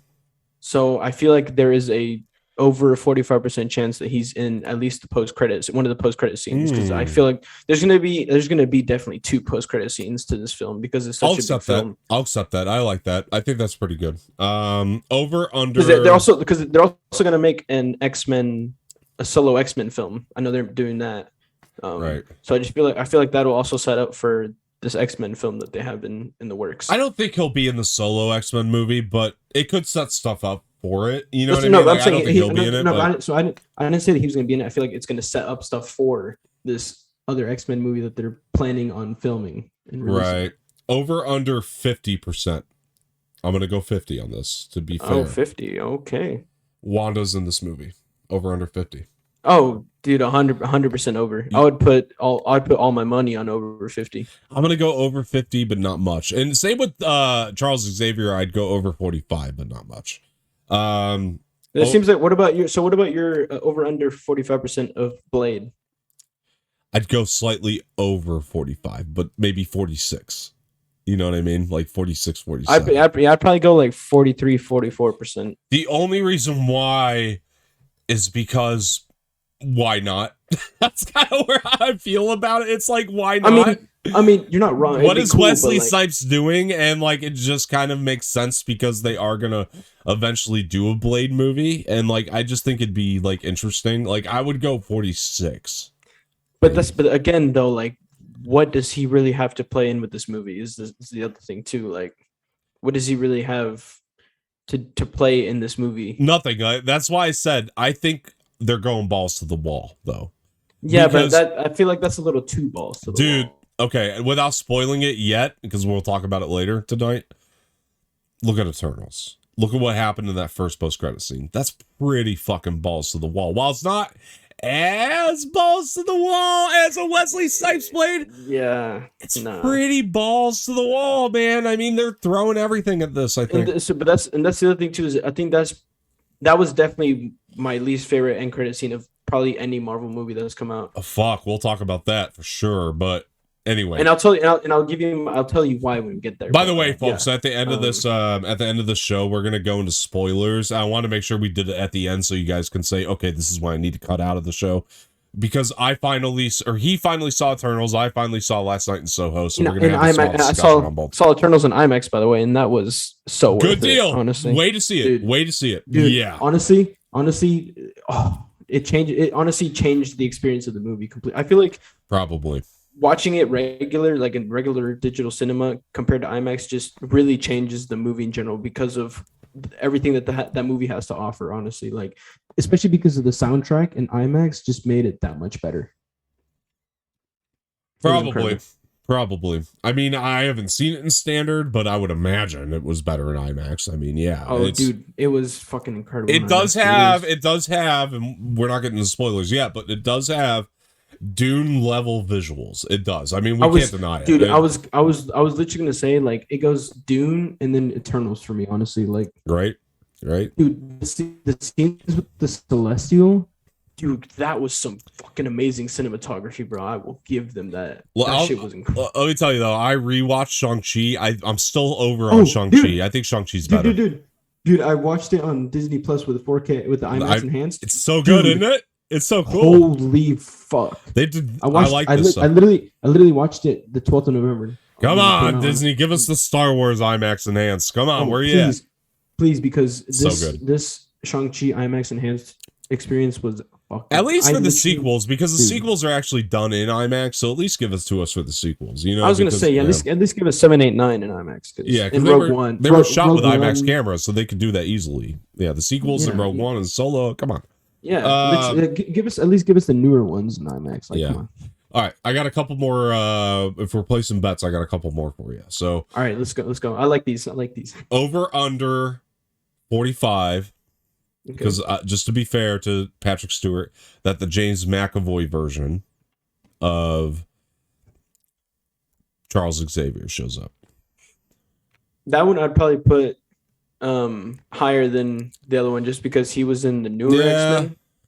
So I'd put him a lot higher percentage than the original, just because he was in the newer X-Men movies. So it'd be more likely that they get him in the film. If it was gonna be any version, I would put his over the original. I have my reasons, and I understand why you say that. That's probably the safer bet. I have my reasons, but I'm going higher with the. But then again, this is a movie of multiverse, so it could be any of the two. Honestly, you know why I go higher with the Patrick Stewart is because of the leaks of Multiverse of Madness. So I would go higher for Patrick Stewart personally, but. And I can see that. I can definitely see that, honestly. You know what? Fuck it. Just have both of them. But the leaks could be wrong, because you look at the leaks, they might have actually rendered Patrick Stewart in there, but they might actually use McAvoy. You know what I mean? Like, so they could be completely wrong on that. You know, they might actually have McAvoy, and they might have like made the concept art with Stewart just to throw people off in case they got out. That's a possibility. You look at like Mandalorian, you've seen the behind the scenes where Luke Skywalker, the concept art, they drew Plo Koon in there because they didn't want anybody to know it was Luke. How fucking dope is that, by the way? Look, and now that they got that kid, well, that's for Star Wars, but you know, they got that kid who did a better deepfake of Luke Skywalker. Disney hired this kid who was just some random from YouTube who was able to deepfake. I think, by the way, they did. Little off topic, but I think they used him already, that kid, because go back and watch that episode of Mandalorian again. It looks better. I think they already did it. It looks a little better to me when you look back at it. Well, I mean, not that it looked horrible to me ever, but it's a good thing they hired him, because he's incredible at deepfake. He's great at it. Yeah, his YouTube videos were really good. I saw it before. Dude, imagine how much money this dude's making now. Like, imagine going from doing it on YouTube to like working for Disney now as a deepfake artist. Like, oh yeah, it'd be fucking great. This dude's living the dream, man. Fucking hell. All right, this one's a long shot, so I'm going to go a little lower on the percentage, but over under 35, Halle Berry Storm shows up. So it's a little bit more of a long shot and a stretch, but it's 35%, so I'm giving you the fair percentage, I think. I'm giving you the odds. The odds are in your favor, I think.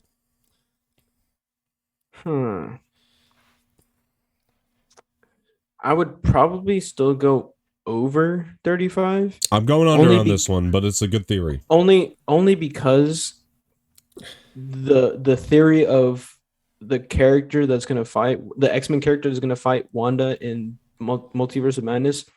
They haven't said which character, so it could be any of the characters from the X-Men. So I wouldn't put it past it being Storm that fights Wanda in Doctor Strange Multiverse of Madness. It could be any of them, but just because they haven't announced which one exactly it's going to be, I wouldn't put it past it that it's Storm. Only reason I throw that one out there is because her and Elektra would be a great matchup.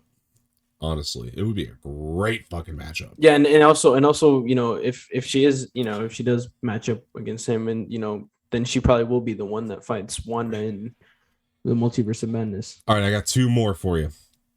All right, let's just keep throwing them at me, bro. This is cool. This is good. I like it. Over under 35. Sophie Turner's Jean Grey shows up. Jean Grey, who's that again? Dark Phoenix, because she at the end of Dark Phoenix, they left it at a cliffhanger. So I'm going over under 35 for you. Dude, that movie was trash, by the way. Oh, it's not good. It's not good. It's not a good movie. I watched it in theaters with my friends. That was probably the worst X-Men movie I've seen. Not a good movie, but she's phenomenal as Jean Grey. Oh, can't deny it. She's 100%. She was incredible as the Dark Phoenix. She's a better Jean Grey as Femke Jensen from the originals. I thought I liked her. Don't get me wrong. She was the best in that movie, but overall, that's part of it. Yeah. The worst X-Men movie I've seen. Well, yeah, because nobody gave a shit, and they were all half-assing because they were like, "The script is horrible." And Jennifer Lawrence's character died in that movie. Like, phoned it in so much. Come on, that was the worst Jennifer Lawrence performance of all time. Yeah, dude, she did better in Passengers than she did in that X-Men. I know. Like, what the fuck, man? But anyway, it was bad. It was bad. I mean, granted, I did enjoy Passengers, but oh, sure. No. Yeah, but anyway, over under 35 for Sophie Turner's Jean Grey to show. Again, I would probably put it higher than Storm. Yeah. Only because I don't know. It's hard. Only because you just said that I just remember that they left that movie on a cliffhanger. So I feel like they were trying to set something up in the future with her in another Marvel movie, and she could be the X-Men character that fights Wanda in Multiverse of Madness, only because she is the strongest of all of them. I would go over, but I'm not going to go over 50 with it. I'll go over, but not. Oh, no, but I definitely go over Storm though, for sure. Interesting. Okay, I don't know where I'm at. I'm probably with you on that. I think really, I don't know. Really, it's really because of that cliffhanger that they left that movie off on. Okay. But yeah, I mean, it'd be interesting that if that cliffhanger they left on has to do with this movie, it'd be incredible. Yeah. It really makes sense, but maybe my last one for you. Imagine you throw Deadpool. I am going over 50 with Deadpool. I'll tell you why. Because him and Spider-Man have interacted a lot in the comics. It makes sense. I mean, and they're bringing him into the MCU. They've already said it makes sense. It's also because Disney bought the entertainment part of, was it Fox, who own X-Men and Deadpool? So that's the only reason why they're gonna start making those kind of movies, is because Disney's bought the entertainment part of that. So. Yeah. I'll tell you what. So the last one I got, and I'm gonna go really high because I think there's more of a chance for this. Jesus. Okay. Over under 60%. I'm going really high. I'm not giving you a good shot here. I'll be real. Over under 60%. God damn. Okay. Miles Morales shows up in this movie. Huh. That's fair, but not really fair of me. I understand that, but like, come on. There's a better shot of that than any of the others. You're not wrong. I definitely put it the highest of any of these other people you've said, but a 60% chance of him. I mean, I wouldn't be surprised if they did it. Let me give you some peace of mind. Let me give you some peace of mind. Let me give you Right, peace of mind really quick. They've already teased Miles because they've showed Uncle Aaron. It was Donald Glover already played Uncle Aaron in Homecoming. So they've already teased Miles. 60%. Now, I was gonna say I wouldn't be surprised if they did put him in this movie, only because this is a multiverse movie. Even though it's not titled that, this is literally a multiverse movie. So I wouldn't be surprised if it's him, if it's Tom Holland, Toby, Andrew, and Miles in this movie. You're right. The only thing though is I wouldn't really see a point in him being in this, only because he doesn't really have a main villain in what he's been in. So there's really no point in having him in it. Yeah. But I still wouldn't be surprised if they did end up putting him in this movie, only because it is a multiverse. Also, I saw the new Rockstars, by the way. Really quick. How about this? I got to use the bathroom. So start talking about your thing here. I'm going to go to the bathroom really quick. So start talking about whatever you're going to talk about. And if you run out of things, I shouldn't be long, but if you run out of shit, talk about if you think Kirsten Dunst and Emma Stone will play a part. But anyway, I'll put the screen on you and I'm going to use the bathroom. I'll be back. So yeah, no, I saw on, by the way, guys, if you haven't checked them out, check out New Rockstars. They're incredible. Their videos are amazing. Eric Voss is incredible at his theories and stuff, but he's basically talking about how there's a comic from way back when, where there is multiple Spider-Man heads going in like a circle, kind of fading, which made him believe, and now makes me believe, that there's going to be different kinds of Spider-Man from different universes, kind of like in Spider-Man Into the Spider-Verse, the animated series, which makes me think and believe that there's going to be not only just Toby, Andrew, and Tom, but other Spider-Man in this movie too. You know, Miles Morales, the Dark Noir Spider-Man, because we saw a dark suited Spider-Man in this film with the Doctor Strange thing. So it makes me believe there's all different kinds of Spider-Man in this film, which would be incredible to see, just because, you know, not only will we get it in animation, but we'll get it in real life as well. So I wouldn't be surprised if we get all different kinds of, because we're going to see it in Flash too, where we have, like, in the Flash movie, we have multiple different Flashes from different universes. So I wouldn't be surprised if, you know, they did it here with this film. In terms of Kirsten Dunst and, was it Emma Watson, I think it was, being in this film, maybe not so much Emma Watson, because I couldn't really see her playing Emma Stone, but yeah, I know what you're saying. Oh, Emma Stone. Oh shit, Emma Stone. Oh, you're back. Yeah. Well, as I was saying, my favorite episode of Everybody Loves Raymond is the one where I'm just kidding. Go ahead. No, so it's basically talking about how New Rockstars Eric Voss was looking at this old Spider-Man comic. You didn't even, like, give me a laugh. You just are like, "Fuck you, Dom. I'm gonna just keep talking about Spider-Man." No, because it was fine. It was no.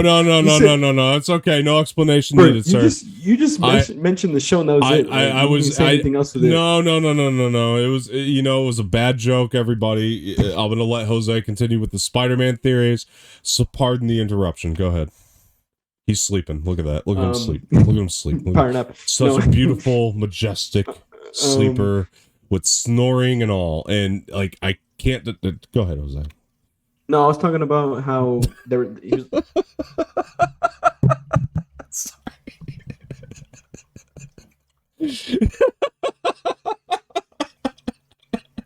do have fun here, guys. We do have fun here. We do. Make sure to always tune in. But no, I was talking about how Eric Voss was, like, talking about, there's this comic that had. Okay. I don't know if it was a comic, if it was like a poster of a comic that was released that had a bunch of Spider-Man heads going around in, like, a circle, and it would fade more and more as it went deeper in, which made me think and believe, and made him to, like, theorize that there's going to be multiple different kinds of Spider-Man in this film. Spider-Man, because sorry, not only did we see no Were you laughing at Spider-Man, or were you laughing at the fact that my bottle cap just fucking flew across the room? No, the Spider-Man. Okay, good, because two things happened there. It was twofold. So who I knows? didn't see the bottle cap thing, but I won't spoil it for you then. Go ahead. It just made me think, because we're gonna get it in the Flash movie, that there's gonna be multiple different kinds of Flash from different universes. Makes me believe that we're also gonna get Spider-Man from different universes in this film, because in this poster there was also the Doctor Strange time stone, there was a Green Goblin grenade, there was Doc Ock's arm, one of his arms, and a bunch of other like little hints dropped in there that all these different kinds of characters were going to be maybe in this No Way Home film. So it was just really cool to think about. But I guess so Kirsten Dunst and Emma Stone. Wait, which one's? I'm trying to remember who's Kirsten Dunst again. It's the redhead for Mary Jane. Mary fucking Jane. Oh shit! So you're talking about. Oh, so you're talking about the two Mary Janes from the previous. We're not getting invited to Doctor Strange now. Sam Raimi's very mad at you for not remembering who he cast as Mary Jane in his movie. Shit. Fuck. No, look. No, it's because I'm drunk. All right. Allow me. Allow me, he says. Allow me. No. Regard me. Have you ever seen Couples Retreat real quick? No. This is a guy who looks like Fabio who shows up in there. And he's supposed to be like the yoga teacher. And he's trying to teach him yoga and shit. And then like he starts humping everybody's wives and shit. And then every time he does that to their wives, because they're all like married couples at this retreat, every time he does it, he goes, "Please regard me." Anyway, sorry, go ahead. I wouldn't be surprised if again, I really if Tom Holland and Andrew Garfield are actually in this film, I wouldn't be surprised if they, like you said, they're going balls to the wall. So I wouldn't be surprised if Kirsten Dunst and Emma Stone were in because maybe they're that scene where Tom Holland's diving and trying to save Zendaya. Maybe the same thing will happen in this film with Tobey Maguire and okay, yeah. Actually, in all seriousness, that was the next thing I was going to bring up, because Andrew Garfield should save MJ, because MJ, like, no, I think he should save MJ, like Zendaya's MJ, because he let Gwen Stacy die. Andrew Garfield, because in Amazing Spider-Man 2, he lets Gwen Stacy die. Best scene in the movie, by the way. But he lets Gwen Stacy die, and Gwen Stacy dies. This would be redemption for him, man. Dude, imagine the pop. Yeah, if he ends up saving. in the scene, it's Tom Holland going to save. No, look at it. No. Literally, it's him. You literally see him without his mask on. It's Tom Holland. He's diving. It's not. Yes. Have you seen the U.S. trailer? It's literally. Yes. He doesn't have his mask on. It's. Yes, Tom Holland. I don't just watch shit from Brazil. I saw the U.S. trailer. Bro, it's literally Tom Holland diving without his mask on. I so wish we had the video set up right now, because I want to show you, but I can't. It's literally in the U.S. one. It's Tom Holland diving to catch Zendaya. It is, bro. It literally is, because you see him when he jumps. And we he's will diving. settle this dispute after the show, and we will get back to y'all. Anyway, go ahead. Who are you trying to say? It's Andrew Garfield in that video? It's not, because it's Tom Holland's face. Okay, think about this for a second. All right, so when Zendaya falls, I'm gonna break it down really quick, okay? And this because it's Jacob Batalon trying to like catch Zendaya and she's falling. Let me break this down for a second. That scene. Oh right, yeah. Ned. You're right. Ned. Yeah. She falls and Ned's there. Then all you see, really quick, is somebody going down. You see, Tom Holland doesn't have his mask on, he has his face just showing. And Tom Holland is jumping trying to catch. Did you pause on it, because it's not Tom Holland? I did. It's not. I don't think anyway. I'm not convinced.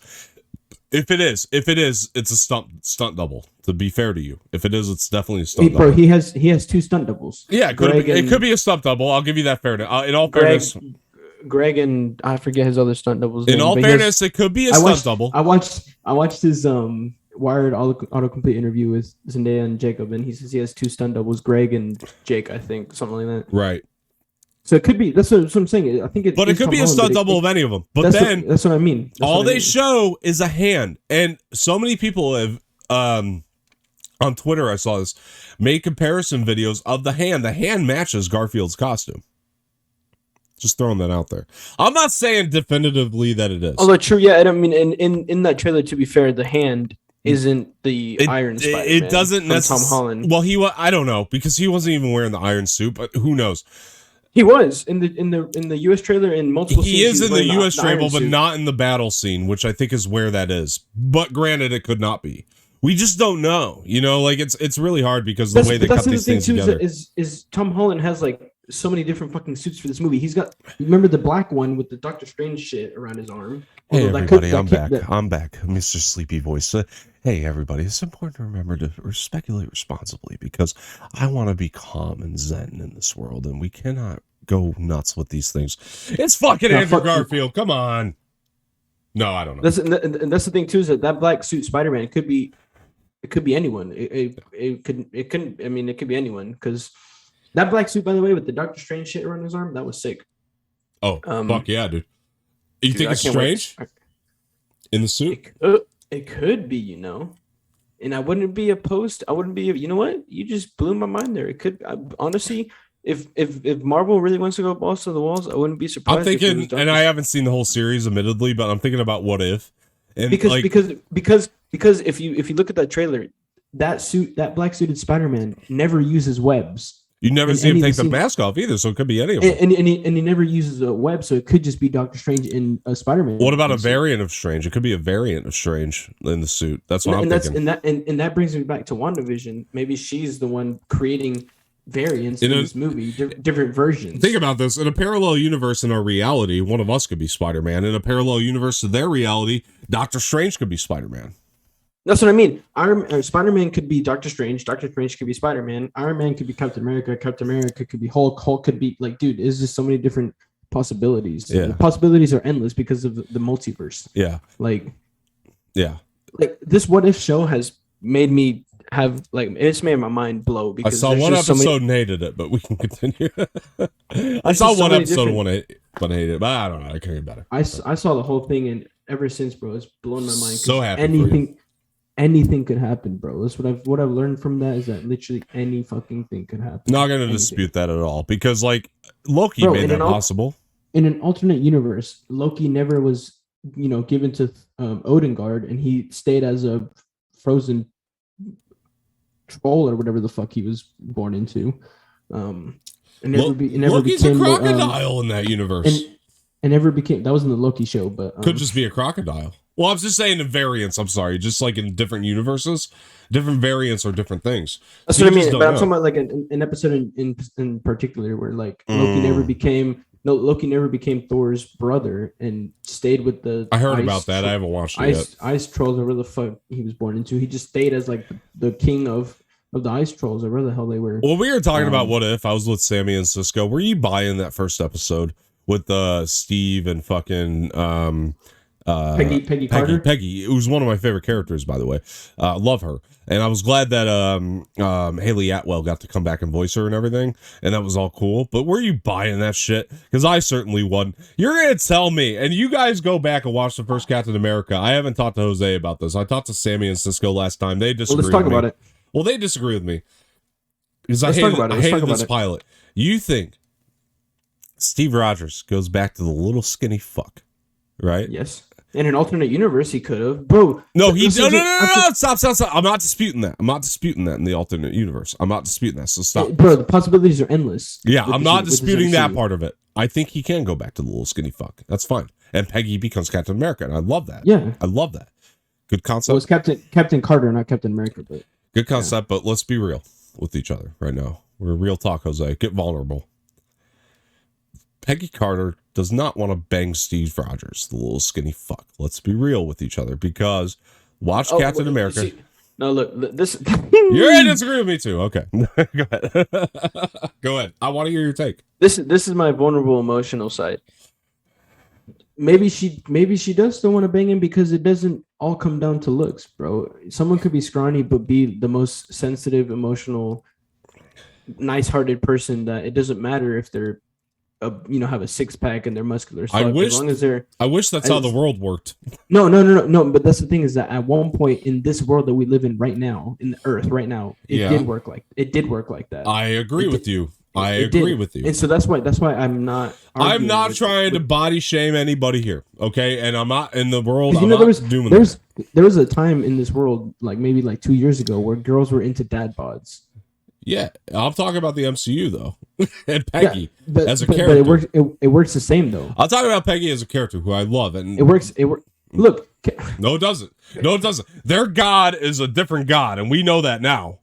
yes, but I feel like it's still like as long as he's not a dickhead to her and like mean, it doesn't matter if he's this fucking ripped 6-pack Captain America or not. She's still gonna love him either way, as long as he's nice, emotional, and there for her. All right, but let's get real. Give me a second. I am being real. I know you are, but give me a second because I have a good explanation as to why I don't buy this. I feel like you've been hurt at some point in your life. That's why you're arguing this shit. Absolutely, I have. Absolutely. You're not wrong on that at all. No, but look, man, this is the real shit. Let me get real with you because watch First Avenger, Captain America: The First Avenger, right?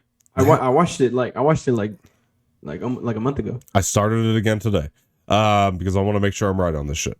Okay, so Peggy is with fucking. Okay, Peggy's she's not with anybody, but she's talking single to as a Steve. Pringle and ready to mingle. I agree. It's not until the fucker gets his abs that she walks up and is blown away. I'm telling you right now, this is a fact. All right, this is where I'm gonna hit you with. This show is literally called "What If." I want. I know that, but I want you, Jose. Stop. I want you to change my mind. I really do. So I'm understand that I say this with the best of intentions because I want you to change my mind. But I'm being honest. But go ahead. Well, it seems like Sammy and Cisco didn't change your mind, but no, they didn't give me a good reason. No offense to them. I love those two. They're great people, but they didn't change my mind. So please give me your explanation. So this is where I'm gonna hit you with. Peggy Carter in the Captain America First Avenger movie is a completely different Peggy Carter in this scene, only because it's a different universe. Thank you for giving a good explanation, but keep going. I'm interested. And in this universe, Steve Rogers never becomes Captain America, stays scrawny, and because she knows that he really can never become big, because even when he tried doing everything that he could to be big, he couldn't because he's just too weak. She just saw him for the person that he is because he was there for her. He wasn't a dickhead. He wasn't mean. He actually like really loved her and wanted to be with her. She was like, yes, okay, I'm gonna love this dude, even whether he's scrawny, he's fat, he's ripped. No matter what he is, I'm gonna love him because he loves me too, and he respects me as a woman and respects my choices that I make. See how I challenged you, and it was something that I know 100 people are going to get offended by, just turned into something beautiful. See, look at that. It's because when you asked Sammy and Cisco, you asked the wrong person. I'm the most emotional, vulnerable person you're ever going to meet. And that's no offense to them. I just don't think they thought it through. That's no offense to them. They're more of like, just basic to the point, because that's just no offense to them again, but that's just the kind of people they are. They're not the kind of people like me and you that can go in depth with stuff and really talk. I don't think they were prepared for the question, in all fairness. And that's because they're probably not as vulnerable and emotional as I am. Maybe not. Maybe, I don't know. Maybe not. I love them to death. So it's don't get me wrong. I love them to death too, and it's no offense to them, but I know. But I'm just two of my favorite people in the world, dude. They did podcasts with me forever. I'm a different person. It's a good thought. Okay, so where you had me was at hello. I'm just kidding. Where you had me was at I'm vulnerable and emotional too. Look at me putting my guard down. Everybody, look at me right here. Okay? Where had you guys? You put your guard down. Okay, we're gonna be calm and we're gonna be anyway. Sorry. Where I had you was different universe. Yes, because you're like, this is a different Peggy.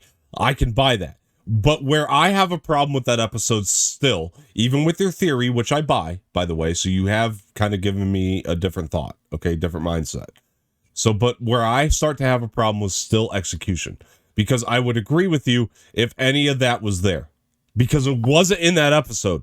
So if you're going to do that, this is my problem. If you're going to do that with Peggy and Steve, and I'm okay with that, I'm not saying I'm not okay with that. Like I said, I want to be convinced that these two are in love, even though he's not big ab six pack Steve, big muscle six pack Steve. I want to be convinced of that.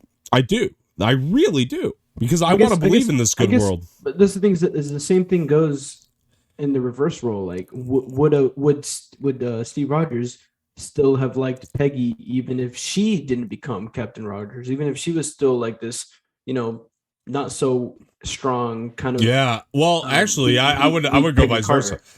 I think definitely, because we know Steve. Well, it's a good question. I was gonna say, you don't really know. Question. You don't know if he would have still liked her even if she wasn't, because that's the thing. Is there's different universes out there, so we actually don't know until we have someone say, there's probably a comic out there about it, but like, until we actually know for sure, we don't know if he would have actually still liked her, even if she wasn't this. It's a good question. I appreciate you challenging me on it, because it's a good question. I appreciate you challenging it. My problem, not my problem, but what I think I would have rather had seen was like maybe Steve being hesitant to be with Peggy because she was now big Captain America, because that's realistic in my opinion. That's like real drama you're creating. Instead, it was just, my biggest problem with that pilot was it was just, and I'm not saying I don't appreciate your opinion or your take, because you have a good one. My biggest problem with that pilot was that they kind of went with it. It's not my biggest problem with the pilot. There's other problems, but it kind of all ties into the same thing of that thing was so rushed that they didn't get into any of the relationship part of it. See, I want the rom-com. I want the fucking romance. I want the drama of it. And they didn't give it in that episode. It was all action all the time, and it pissed me off. Well, in that pilot, Steve Rogers was always into Peggy Carter. So I guess that's why there wasn't any challenging, rom-com type stuff, because he was gonna always like her no matter what, and I feel like she was always gonna like him no matter what. Whether either of them were strong and ripped and built, they were gonna like each other either way. It's beautiful. It's a beautiful theory, and I think that's the reason why they did it like this. Like this is, again, I'll say it again. This is a different universe, so I feel like they portrayed it how it would have happened in that universe. I'm saying though, what I'm saying ultimately is. If we're going to do that, then, and that I agree, I'm not saying I disagree with you, but I'm saying if we're going to go that route, ultimately, we have to rely on the information given in Captain America: The First Avenger, right? Because I see it, but I don't think we need to, though. Again, because I'll tell you, this is a different universe. But so you just said they're trying to go. But hold on, stop, wait. You just said. We have to, you just said yourself, we have to assume that they were just destined for each other in any universe. And that's the thing, is you assume that because this is a different universe. I'm telling you, there's just so many different possibilities, because multiverse that we now know in MCU, anything can happen. So we basically, by seeing that, we have to assume that they were destined for each other because it is a different universe. Yeah. That's what I'm again, my arguments are always just going to come down to it's a different universe. So to be fair, I needed more of it. I needed more of them to buy it in the What If episode. Sorry, I'm a helpless romantic, but I needed more of it. Like there wasn't enough. I've seen so many different kinds of like romance stories and all this other kind of stuff that I understand it. I do too. I get it. I've seen a lot too. I love romance movies. And I'm able to mix the romance with, multiversal, sci-fi type stuff that I can understand it together combined, that the reason why they didn't expand on it more is because you have to assume that they were basically destined for each other, whether one was ripped or the other one was ripped and the other one was scrawny or whatever. It's like, you just have to assume that in this universe, they were always just going to be destined for each other no matter what. Yeah, but did that episode not feel rushed to you? It wasn't my favorite of the episodes. I think only because it was the first one. This is the first episode they ever released. I'm not saying that they don't get better. I'm not trying to say that. I'm saying, like, I felt like that first episode just gave me such a bad impression.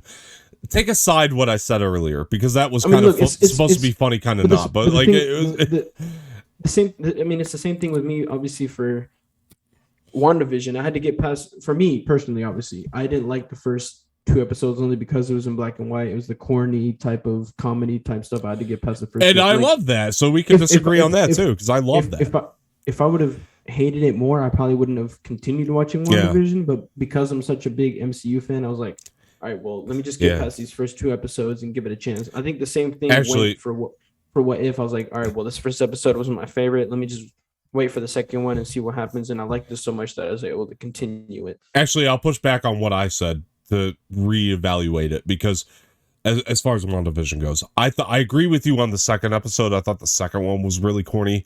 The first one was perfectly corny for me because it went from that corny to like creepy. Because when like he's choking on the food and she's all like, fucking like, help him, help it, or no, that's not what she said. She's like, stop that. When her husband's choking on the food, that was like, holy shit to me. So the pilot of WandaVision is one of my favorites, but like I'll agree with you on the second episode. I was not really into it. I was gonna say I definitely preferred not as much. I preferred the first to the second, but I just didn't really like the first 2 episodes. Were definitely my least favorite of all the episodes. Gotta respect that they did that in front of a live audience, though. That's really fucking cool because they wanted to stay authentic today. The fact that they did this black and white corniness, I mean, respect to them, honestly. Like, just not your style, not your thing. Yeah, I get it. I'm just not. Yeah. I guess when it comes to black and white, I'm more of a like a comedy black and white type of guy, like, you know, Three Stooges. You didn't think that was comedy though? Because like I mean, I would say that it was. I guess there was comedy to it, but it wasn't. I guess it wasn't my kind of comedy. Because like black and white comedy for me, what I'm more into is the Three Stooges type of black and white comedy, not the which respect. Comedy. I love Three Stooges, by the way. So respect. Dude, that's my favorite black and white show of all Incredible. time. And women 100%. Will never understand that. No offense, but like it's just a fact. It's predominantly in the male gaze. I was gonna say it's male comedy. Those shows. 100%. And I get it.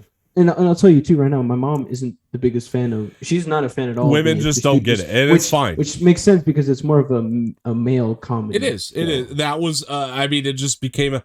And I think part of it is stigma too, because I think that's not saying that women like of the today can't appreciate it. I'm saying like at the time, like there was a stigma built up around Three Stooges where it was like women can't like it. And that, I think that's why it got bad reviews was mostly because of the movie when they did the movie, because I thought the movie was really good. I thought the movie was really good. You talking about the colored live action one? Farrelly Brothers version. Yeah, the latest one. Yeah, it was really good. I thought it was underappreciated. Did that one have Sofia Vergara in it? Yeah. That's a good movie. Dude, I fucking loved that movie, dude. It was really good. And we have to realize we have women in criticism, and that's not going to be for them. And I get it, because like I'm not like trying to start a political thing. I'm just saying like there's been this stigma with Three Stooges, and it must be a fact that women just don't like it, you know. And that's fine. And again, it comes around to it's more of like a male comedy type thing. It is, and I think that's why the movie's a little underappreciated. Yeah. Granted, the Jersey Shore storyline I can get rid of in that movie, but like everything else was pretty okay. I mean, the scene where they removed the thing from the bell and it fell, that was funny. Everything was. I thought it was great, except for the Jersey Shore thing. I was like, get rid of that shit. I could do without that. Yeah, but overall as a movie, it was hilarious. I like the Farrelly brothers. I think they brought a lot of respect to that when they directed it. I thought they did really well, but So back to this what if thing. No, yeah, I mean honestly, it just comes down to, you know, understanding that it's different universes, and that in whatever universe that this thing is set at, there's going to be something completely different, because again, when it comes to multiverses, anything can happen in any universe. You haven't changed my mind on the episode, but I can appreciate what you're saying, because the episode overall is still gonna. Well, the episode overall is still always gonna feel rushed to me, and I thought they just glazed over stuff.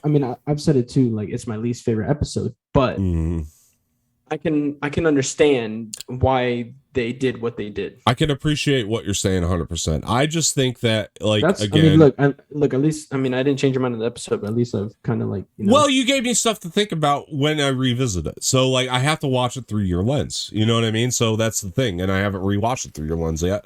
So that's the whole thing about that. I'm not one of those guys, by the way, with everybody watching, to let everybody know that's watching.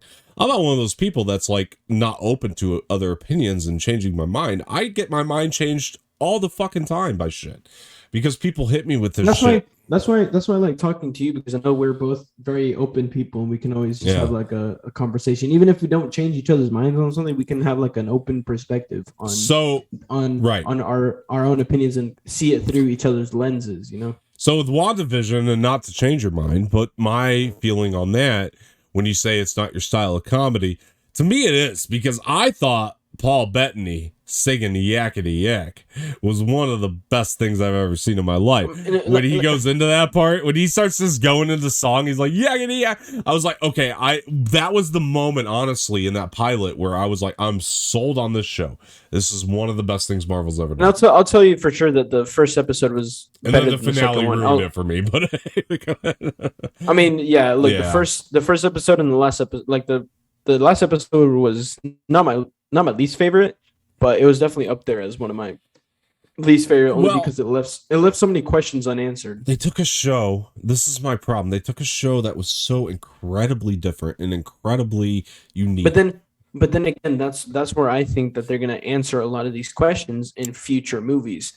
Yeah, and I'm not at a point. Like, by the for way. for example, they'll probably answer one of the questions in the next Captain Marvel movie they're going to come out with. They'll answer some of the questions in the Doctor Strange movie. Yeah. I feel like they did that on purpose so that we can have so many different theories and questions about this show that will be answered in future movies. And when we see it in these movies, we'll be like, oh shit, there it is. And I'm not at a point, by the way, where I'm like, I'm no longer interested in Wanda. No, that show, to its credit, definitely made me more interested in Wanda. I was literally going to say, because we didn't really get much of Wanda in the Avenger movies, but with this show, it definitely made fans a lot more interested in her because we have so many questions about her. Yeah, but have you gone back and watched Age of Ultron, though? A movie I still don't really love, but funny enough, actually, I my dad's birthday, the next day we actually sat down and watched all the Avenger movies, just the Avenger ones, just the Avenger ones.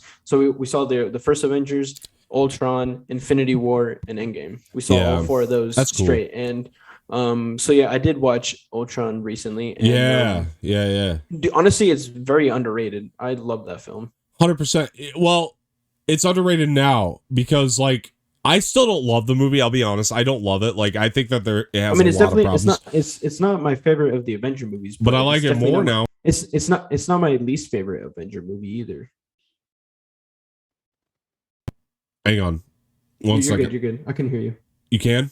Okay. So, well, now here's the whole thing. Is like now, the thing with Avengers: Age of Ultron is you understand the Vision stuff more too. True. I just look at it as the origin story for those two. And especially Wanda. I mean, you know what the best part of Age of Ultron is? Can I give you this? Because the best part of Age of Ultron, in my opinion, is that part with Jeremy Renner as Hawkeye, and they're behind that wall, dude. It's so fucking good, this scene. And they're behind the wall, and he's like, look, you got to make a choice. I'm paraphrasing, obviously, but he's like, you got to make a choice. But if you go out there, you're an Avenger now. He's telling that to Wanda. That scene is incredible. Wasn't that in... It was in Age of Ultron. When he's like, you go out there, you're an Avenger now. Oh, yeah. And that's when she first became an Avenger. So when I look back at that after watching WandaVision, I'm like, holy fuck, man. That's good fucking scene. That's literally the birth of Wanda as an Avenger. Yeah, I'm sorry for the F-bombs, but it's a great fucking scene. No, bro, fuck it. We can cuss. Oh, we always swear on this. What am I talking about? Fuck me, right? Anyway, go ahead. I don't know if I want to fuck you, but yeah, no, it's literally the birth story of Vision and Wanda as an Avenger. That movie, which is incredible. The birth of Vision was incredible. That stuff is all good to me now. Plays so well to me. The fact that Vision is literally just Jarvis in a body is incredible. You know, the other thing it fixed too is an Infinity War, a movie I love, by the way. I always have, but in Infinity War, it made me. You know, that movie made me cry. Infinity War, or yeah, dude, Infinity War. Well, let me say this, because one of my biggest problems with Infinity War, and I love their chemistry. Paul Bettany and Elizabeth Olsen have great chemistry on screen. But dude, the ending when she has to destroy his mind stone. It's incredible. That It's unbelievably cool. Yeah, that makes me cry. Dude, I get what you're saying. Yeah. Dude, the first time I saw the movie in theaters made me cry, ball tears, dude. That was dude. Their love connection. You're 100% right. It's one of the best scenes in the movie. The fact that she was, she loved him so much, but she understood that it was either kill him or have Thanos take the stone. Dude, at that point in time, made me fucking ball tears. I 100% agree. But let me tell you, when you get into that movie, but when we're going into the movie, they're together and it never gets explained. So that's one credit I'm going to give to WandaVision, is that they explain how they built their relationship, because we never got that in the movies. So I'll give that credit to WandaVision. WandaVision was great up until the last episode, in my opinion. The second episode, I'm pretty excited. I'm pretty excited to see what happens with the White Vision. Yeah, me too. That the government built. That is going to be interesting. Me too. I feel like he's going to be in Doctor Strange Multiverse of Madness. If I'm being honest, I'm curious, because that pissed me off in the finale. I was like, okay, come on, he's just taking off. That's it. Like, come on. So I want to see more. That's what I mean. That's why I feel like he's going to be in the Doctor Strange movie, Doctor Strange 2. Yeah. I got to go do something really quick. Stall really quick. Just stall. No. Well, I kind of have to go too, but. Well, go first. Go first. Go first. You'll stall first? Okay. I'll be right back. I promise I'll be right back. It won't be long. All right. Let me mute myself. All right. Oh. No, yeah, WandaVision. Great show. If you guys haven't watched it yet, at this point, I don't know what you guys are doing with your life. You should definitely go and watch it. Like we said, the finale it's a rough one, but at the same time, I feel like they did good with it, because it left a lot of unanswered questions that we'll see answered in future movies. The whole thing with Agatha, I mean, I saw that they're gonna make a new show, I think, about her. Maybe like more of her origin story, which would be cool to see, because we saw a little bit of her origin story, but we didn't see all of it, which would be cool to see. And I guess I'll talk about, Captain America, the Falcon Winter Soldier show, which is cool. Seeing Falcon finally take over as Captain America. We're getting a movie with him too, which is going to be cool to see. Loki, I'm ready to see what season 2 has installed for us, because the last episode was a cliffhanger absolute. It's gonna be interesting to see what happens there, what Loki decides to try and do, because Sylvia left them in a different universe time. It'll be interesting to see what happens there. Overall, the MCU has so much in store for us, and that's why I love the MCU, because they're always just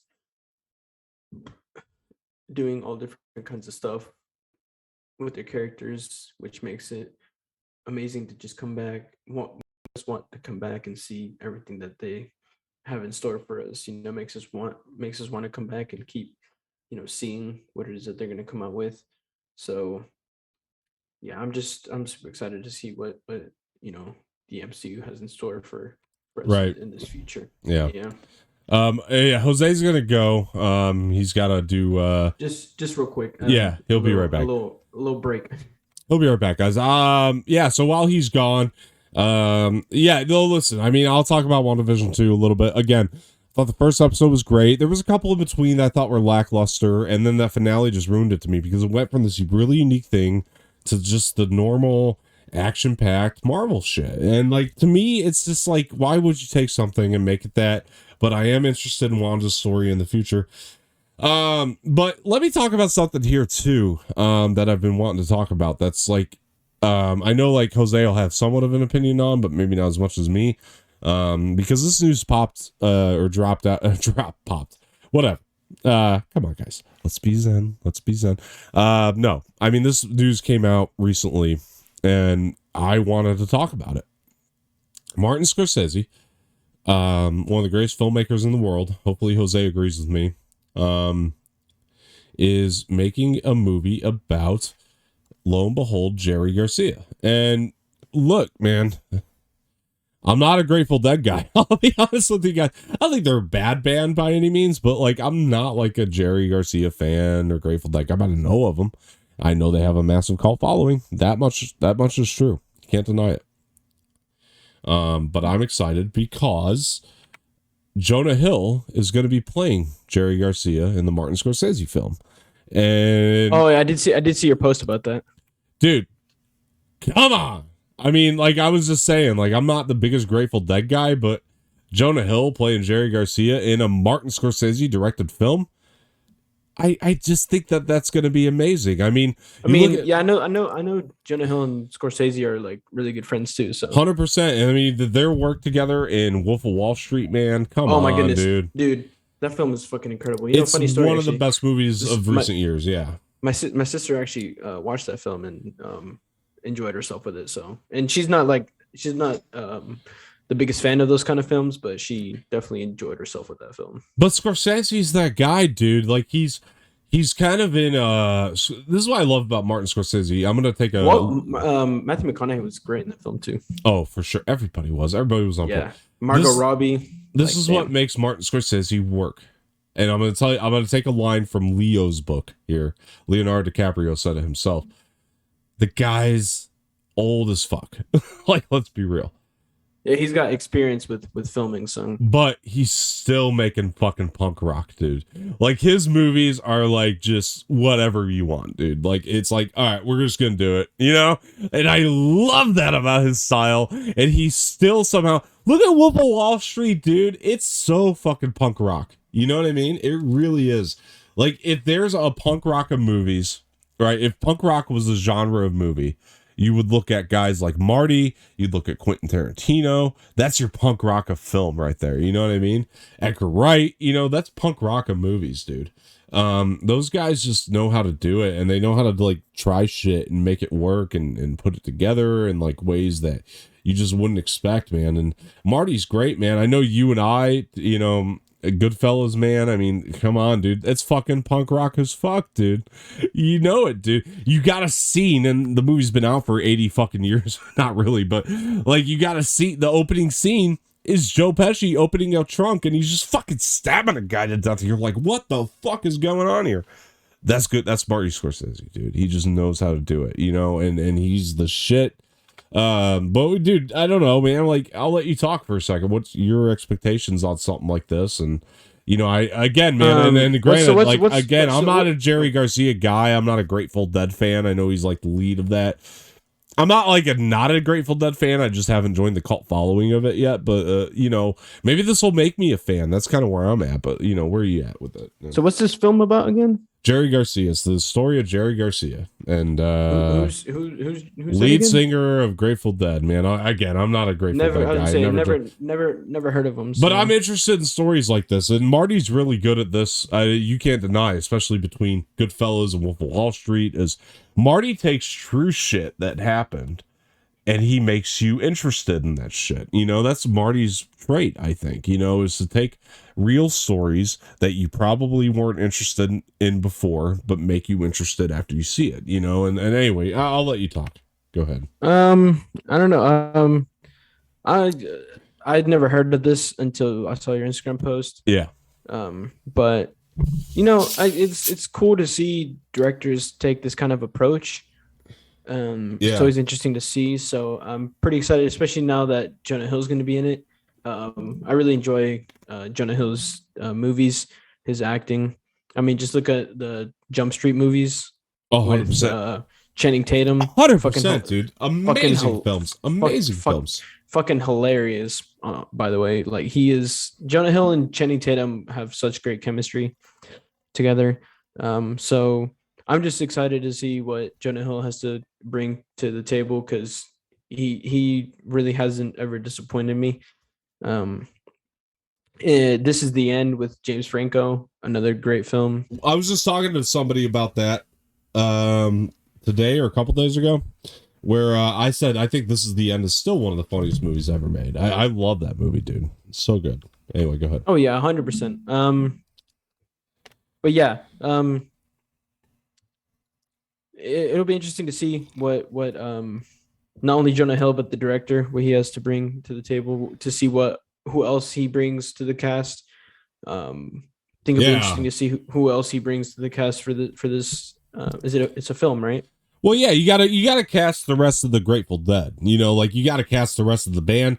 And Marty always gets like top notch fucks. You know what I mean? Like and they're honestly, always the best. like when it comes to films about bands, they're always interesting to see, because I've seen some films about bands and they're always very interesting to see. They're always very nice to see, and it'll be interesting to see what they have to bring to the table with this band. Obviously, never heard of them or anything, but I'm always curious to see what they have to offer, because it's one of those, it's one of those like out there films where like you can experiment, and kind of do something different. Which I've said before here, that I always like to see directors, even if it's for like a franchise. I like to see them do something different. Like for example, with Marvel, Shang-Chi, even like Eternals now, it's always interesting to see directors do something different, because it makes me, it brings, reels me back in and makes me interested in movies again. So it'll be very interesting to see what they have to bring to this film. So yeah. You know what a musical biopic that I cannot wait for. So West Side Story. You've seen Walk the Line with Joaquin Phoenix, haven't you? The Johnny Cash, where you play Johnny Cash. I don't think I have. Okay, so James Mangold, who directed Logan and Ford v Ferrari and tons of other shit. Logan was fucking great, phenomenal film. So James Mangold, who directed Walk the Line, and it's one of the best musical biopics ever. It's got Joaquin Phoenix, so of course, and he plays Johnny Cash to a T. It's a wonderful movie, amazing. He's making Joaquin Phoenix is incredible, man. His Joker performance was incredible. He's making the biopic though, James Mangold, of one of my favorite artists personally, Bob Dylan. I love Bob Dylan. Bob Dylan, yeah, I know Bob Dylan, yeah. He's one of the best of all time. Oh, yeah, 100%. He's a poet. He's one of the best poets of all time, and musicians, and so Bob Dylan movie is being directed by James Mangold, who's incredible. You know that because you've seen Logan, right? Yep, of course. Guess who's playing Bob Dylan? Why am I forgetting his name? Hugh Jackman. No, but who would your dream actor be? Don't think so in the box, though. See, you're gonna be so happy when I tell you too, but I want you to try to guess. I'll give you 3 guesses. 3 guesses. I don't know why the first person that comes to my mind is Matthew McConaughey. Hey, it's a fair guess, but no. It's a fair guess though. He's one of my favorite actors of all time. Honestly, he's incredible. So is this guy. But keep going. The guy, like the movies Matthew McConaughey has done, is incredible. So think of other favorites. But it's a good guess. It's actually a really good guess. I would love to see a McConaughey, Bob Dylan, by the way. That'd be really cool. Dude, that'd be incredible. Be so good. But anyway, go ahead. That'd be great. I'd love that. I'm trying to think if this actor is like an older one or a younger one. Younger. So I think they're gonna go into the younger times of Bob Dylan. But so I got younger actors. Who's a favorite? One of your favorite. I think younger. Literally the first person that pops in my head is Timothy Chalamet. Yep. Playing Bob Dylan and the James Mangold Bob Dylan biopic. Let's go. I can't wait. Dude, I know. Fucking yes. Oh my god, yes. Fuck yes. Timothy Chalamet. Dude, he's literally a god in the acting scene right now, dude. He is fucking his Dune performance. Holy shit, this dude has the brightest future ahead of him right now, bro. Fuck. You'd be excited. I told you you'd be excited. Oh my fucking god, yes. Mm-hmm. Yes. This kind of came out before COVID, dude, by the way. It just kind of got swept under the rug. But anyway, go ahead. He's the best young actor right now, honestly. He's fucking incredible. Yeah. Come on, let's go, man. I can't wait for that fucking film. You know what? Cheers to that. That's cheers to that. We know that James Mangold can helm a biopic. You got to watch Walk the Line, dude. I mean, he can helm a musical. I'm not the biggest Johnny Cash fan, but Walk the Line is a fucking phenomenal movie. I love Johnny Cash. I love his music. My dad was actually the one who showed me Johnny Cash. Oh, well, watch Walk the Line then. You'll love it. Joaquin Phoenix plays Johnny Cash to a T, dude. And it's phenomenal. It's helmed by James Mangold. You'll love it. Timothy Chalamet playing Bob Dylan. Oh my god, dude, that's like a dream come true, man. Fucking hell, Timothy Chalamet is Oh, 100%, dude. He kills any role that is put his way, man. My God, you're right. Dude, Timothy's just too good, man. He's a goat in the scene. I'll never forget seeing him, like, even though it was a small role, I was like, that kid's good. In Interstellar, when he played McConaughey's son, like, I was like, oh, dude, that kid's good. You know, that kid's That was really Timothy Chalamet? Yeah, he's McConaughey's son in Interstellar, yeah. He's really good. A lot of people forget that, by the way, but he's really good in that. He plays a small role. Dude, I watched Interstellar, like, a month ago. I didn't even notice it was Timothy. What the fuck? Yeah, dude. Interstellar's great, by the way. Dude, Interstellar's Interstellar, Matt Damon, Matthew McConaughey, like, oh my fucking God, dude. What a fucking fantastic. I remember everybody being shocked that Matt Damon showed up. I loved it. Didn't it win awards, that movie? It was nominated. You know what's funny? No, never mind. That wasn't that one. I thought its soundtrack won. It did, or I think it did. Yeah, it definitely won. It definitely won Oscars, but it wasn't. Maybe it was nominated for Best Picture, but I don't think it won Best Picture. No, it didn't win Best. No. I know its soundtrack won an Oscar. Christopher Nolan is like because the soundtrack, director. Dude, hands down to that man right there. God tier. But I know its soundtrack is so great, and I'm not surprised that it won the Oscar that year, man. It's phenomenal.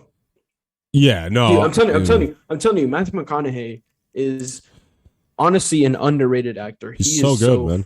Dude, he's so fucking good. How to Lose a Guy in 10 Days, Interstellar. I like that you referenced that one. That's such an underappreciated movie, by the way. It's so underappreciated. Dude, it is probably one of the most underrated Matthew McConaughey films of all time, dude. I fucking love him and Kate Hudson. They're good in it. It's good, dude. Their chemistry is fucking amazing. Nobody talks about it. It's so good. And the woman that plays Agnes, WandaVision is in that film. Yeah, too. That's right. Catherine Hahn. Yeah. Fucking incredible, dude. Honestly, I can quote that movie. I can quote that movie, bro. I'm glad you brought that up because let's talk about Disney Plus Day. So Agatha. Dude, I saw all the I saw in the Marvel one that they're gonna come out with like an Agnes Agatha show. It's Agatha something. I can't remember the whole name of it. House of the Darkness. House of Darkness. Thank you. House of Harkness. Yeah. Looks, I mean, come on, I'm excited. I thought Catherine Hahn destroyed that shit. She was great in that show. It's gonna be a phenomenal show, man. It's gonna be incredible, dude. I can't wait. And so I was talking about that when you took your break. That I saw on Disney Plus Day that they're coming out with an Agatha show, and I'm actually so fucking excited because we didn't really see much of her. I mean, we saw her backstory about her getting put to death because of. We saw enough that we want more. The Salem witch shit. Her go back to that, dude. I want to see more of that. Come on, go back to it. Yeah, I want to see more of Agatha because we didn't really get much of her. Yeah, go back to it, dude. We didn't see Agatha until like the last 2 episodes or so. Go back to that, dude. Give us more of that shit, please, because I really want to see more of that. Go back to that. That is so good.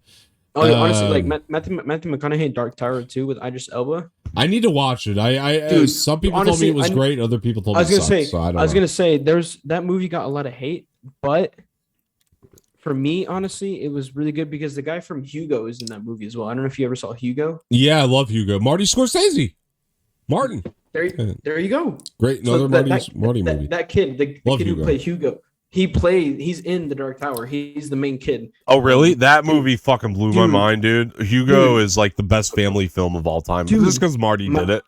My sister and I fucking love Hugo so much. We watched that movie so many times, dude. I think I read Johnny Depp talked Marty into doing that or something. Like it's a good thing Johnny Depp did that because that's a great film. Yeah, somebody and then like one of the producers were like they were pitching, one of the producers like had read the book or whatever, and they were like, I don't understand, like this isn't a good movie for Marty to do.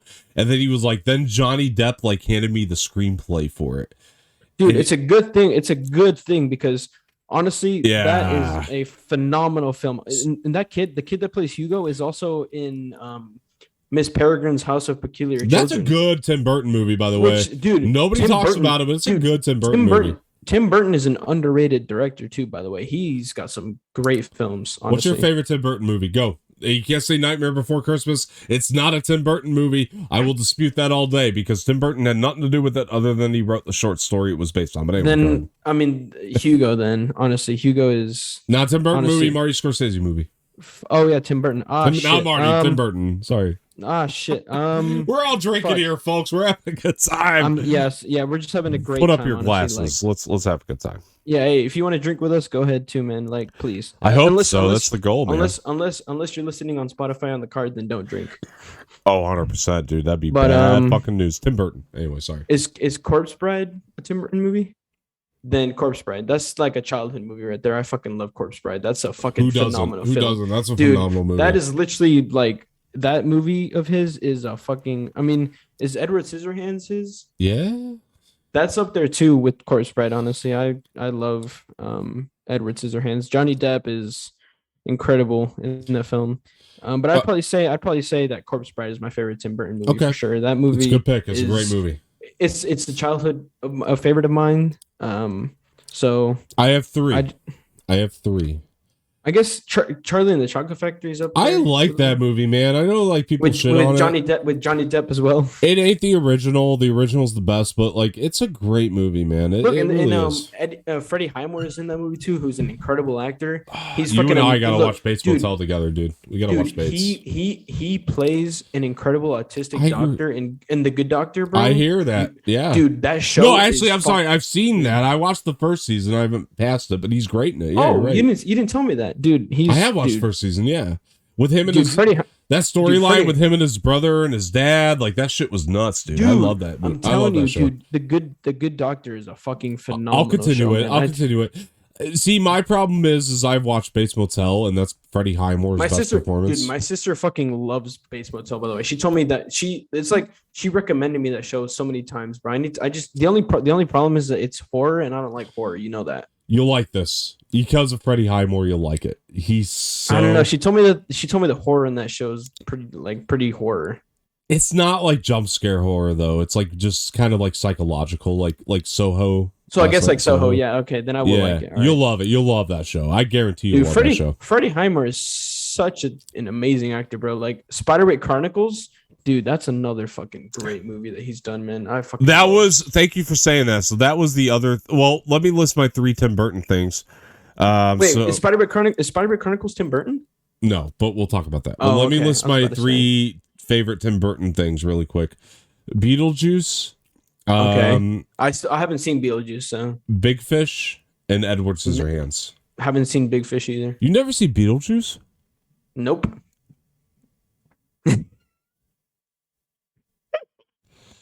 We need to watch that, bro. We need to watch that. Batman and Sleepy Hollow would be my 4 and 5, I would say. Tim Burton's Batman. Which Batman? Michael Keaton. Batman and Sleepy Hollow.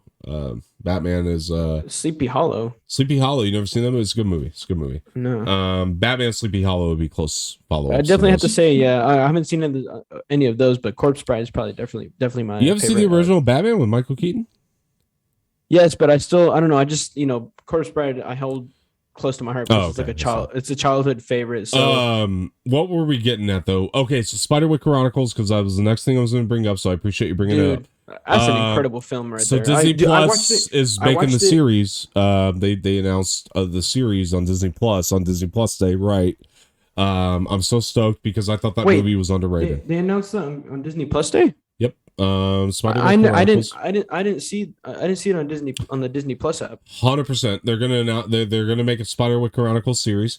The other thing that they showed was shit. I still need to watch Jungle Cruise. I haven't watched that yet. Oh, great movie. You should watch it. I need to watch that shit. Fuck. I'll probably watch it like tomorrow. So the other thing they showed us though was an image of the Pinocchio movie with Tom Hanks as Geppetto. I forgot that's coming out. Yeah, come on, man. The live action of Pinocchio, dude. That's been announced like a long ass time. It was announced, but like I'm glad to see an image because I was like, oh wow, that looks cool. Because wait, Tom Hanks is gonna be Pinocchio's father. Geppetto, yeah. And who the fuck doesn't want that? He's gonna be an incredible Geppetto, bro. That's another dude. Tom Hanks is so fucking incredible. Saving Private Ryan, Captain Phillips, like, bro, don't even get me started. Can we talk about Captain Phillips for 1 second? Because I'm the captain now. I know, dude, but incredible film. Dude, Holy shit. I know it's not Holy historically shit. accurate. I know the movie's like not historically But isn't accurate. but it's based on a true story, isn't it? It's based on it, but apparently Captain Phillips was a pussy through that whole thing, and like that's not the real story. But he was captured by Somali pirates, right? Yeah, but he wasn't a hero like they made him out to be. Apparently, that's the real thing. But the movie's still great, Dude, and Tom Hanks' performance is phenomenal. Dude, I'm telling you, Tom Hanks is a fucking decorated actor, man. He is incredible. He's one of the best of all time. If somebody told me he was him as Woody in Toy Story, fucking hell. If you came up front and said Tom Hanks is my favorite actor of all time, I'd say okay, because he's that damn good. I mean, he's not mine, but I wouldn't disagree. I wouldn't disagree with that because Tom Hanks is incredible. I'm more of a Johnny Depp Leo type of guy, but I love Tom Hanks. Love Tom Hanks. Of all time actor, mine. That's a hard pick, man. Dude, there's just so many. Like, if we're talking like older. Because newer is definitely Timothée Chalamet. Wow, that's a good pick, dude. That's a good pick for a newer actor. It's between him and if we're going men actors, it's between him and I don't know. I don't really like know any other like younger good men actors. Yeah, but Dylan O'Brien's pretty good. Dylan O'Brien's pretty good. I like him a lot. And Miles Teller. Miles Teller is another one I like a lot. Dude, Miles Teller's really fucking good. Dude, he's really fucking good. Yeah. But if we're going like older, I don't know. I think Matthew McConaughey is really good. Like, I've loved basically every single movie he's been in. He's really, I get it, dude. I do. I would say for me, I think probably the only reason why I'd say that is because of his How to Lose a Guy in 10 Days performance. That movie is still one of my favorites to this day, honestly. So although I definitely do like a Matthew McConaughey, Johnny Depp. Johnny Depp is like, he is just so decorated, bro. From like Edward Scissorhands to like Pirates of the Caribbean. I mean, dude, have you ever seen Donnie Brasco? No, so Donnie Brasco is from the director of Harry Potter and the Goblet of Fire, and like I think that's his best movie. Mike Newell's the guy's name. By the way, that Harry Potter 20th year. We'll get to that. Because that's important too. But the one thing I would say, as far as my favorite actors go, I was talking to somebody about this in Florida for whatever reason, because somebody asked me. You know who I was gonna say? You know who else is really good is Jason Statham. I really like all the movies that he's been in. Really, like the Meg was a really good film. I'll give you this. I like when he works with Guy Ritchie. Hobbs and Shaw was incredible. Still need to watch it, but dude, him and Dwayne Johnson, it made amazing. I love when he works with Guy Ritchie though. I like when he works with Guy Ritchie, talking to Snatch and what's the other one? Lock, Stock, and Smoking Barrels. Good Statham. I think he plays the same character in every movie. Meg was good. I like the Meg. Meg was that was good. Really good film. Yeah. Good movie. The one that I was talking about though over the week when I was in Florida, we got to talk about Florida too. The one I was talking about over the week in Florida, people were asking me who's my favorite. I pulled out Jimmy Stewart. Jimmy Stewart is one of the best actors of all time. It's a Wonderful Life, Rear Window, Rope. Shit, It's a Wonderful Life. I mean, come on, the guy's he's done it all, dude. He's so ahead of his time. But let's talk about Florida for a second. Then we'll get to Harry Potter. How was it, by the way? Yeah, because I know. Because I was gonna tell you that I'm actually planning on going to Florida over the summer with my high school friends as like a reunion. I've been to Florida numerous times because that's the thing. I've been to Florida so many fucking times, like whether it's St. Augustine, Orlando, Tampa, like we've been all over Key West, dude. It's incredible. But I was planning on going with my friends over the summer to St. Augustine and Orlando because we're gonna go to Disney because I'm going to Star Wars. Galaxy exactly. You got to do it. I didn't get to do it. I need. You know what pisses me off too is that my sister's boyfriend's cousin went to Florida this last week because it was his cousin's birthday, and they went to Disney. They went to the Star Wars. I was like, bro, I need to go so bad. That's dope. So I want to have enough money to build my own lightsaber and buy it. I want to do that so bad. Fuck it. Oh, you gotta wait, dude. They'll have the real ones here in a little bit. They'll reveal it next year at a Star Wars Celebration, so wait. All right, well, so I'm gonna wait until that's announced and then go and buy they'll that. talk to you about price and all that shit. But at Summer Celebration, but so Florida was phenomenal. We need to watch that. We need to watch that together, by the way. Oh yeah, we'll get to that for sure. 100%. Florida was phenomenal. My cousin got married. And this is I saw your limo picture you posted on Instagram. well, we drove a limo from Chicago to O'Hare. You know what pisses me off is that I've never been in a limo ever in my life. Really? Now it's an experience. I've never. My sister's been in I've a been limo multiple times. She's been in a limo 3 times in her life. I think me too. At least 3. I've never been once. So the only reason why she's been in them is because of her friends' birthdays. Like their parents are rich as fuck.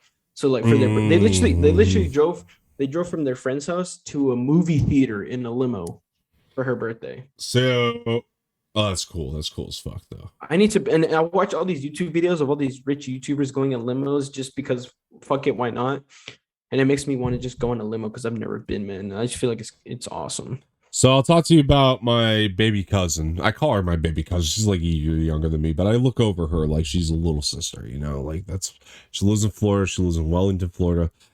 I stayed in Florida in West Palm Beach because that's where my cousin lives. And I stayed West over Palm there. Beach. West Palm Beach is nice. I didn't actually go to the beach though. Isn't that fucked up? But I've been there multiple times. No. So that's the thing though, is I hate the beach. Really? And I'll tell you why. I don't like sand. It's coarse, raw. It gets everywhere. Is that why? No. I'll tell you why I hate the beach, and I feel like it's the reason why a lot of people hate the beach. Yeah. So I feel like it's like a bandwagon answer, but I literally I don't want to go in the water because of the shit that lives in there. Oh, I get you, dude. Aliens live in the fucking ocean. I'm convinced. Like no, like seriously. Yeah. Have you seen a fucking eel? Exactly, dude. Eels are fucking. They're not from this world. I'll tell you that right now. When I went to the Bahamas for a week over the summer, there was a little thing at the resort that we went to. Near one of the pools, there was like this exhibition thing, and they had like eels in there. Dude, they fucking. Yeah, they're not from this world. I'll eat them in sushi, but I just don't. Dude, they're fucking creepy as fuck. Their faces are the most disgusting shit I've ever seen in my life. But there's some weirder shit that lives in the ocean, which is why I've hated the ocean. I mean, I liked it when I was little because I was little, but ever since I got older and saw what actually fucking, because I saw the video, a reaction video, these guys seeing like what the fuck lives in the bottom of the ocean.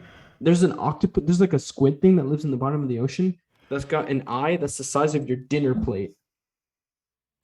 The eye, just the eye. Do you have hard shit? What? Like hard alcohol? You want to take a shot? I was going to after we talked about my cousin's wedding.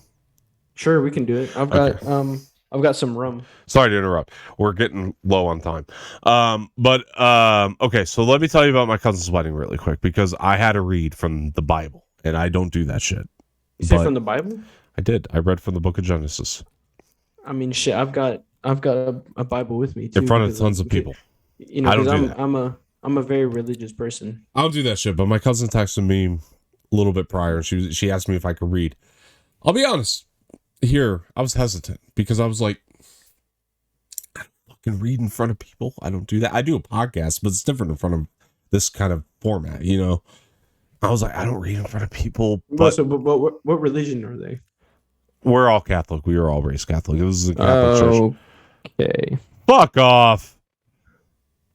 No, it's okay. No, we were all raised Catholic. I mean, I was raised as Catholic until my freshman year of college. I was introduced into a different religion. It is what it is. But listen, to me, so we were all raised Catholic. I don't like getting into religion because that's we're not. We were all raised Catholic though, and so she got married in a Catholic church. So let me tell you, dude, church was fucking beautiful. It was more beautiful than I could have ever imagined. Oh, yeah, don't get me wrong. Like church, like the religious churches, they're all beautiful. Don't get me wrong. Yeah, but this is the thing. Okay, I don't read in front of people. My cousin texted me a little bit before. She was like, "Can you read?" Like, yeah, I'll do it. She's my baby fucking cousin, dude. Her and I share the blue eyes, dude. We are the only two in the family, I think.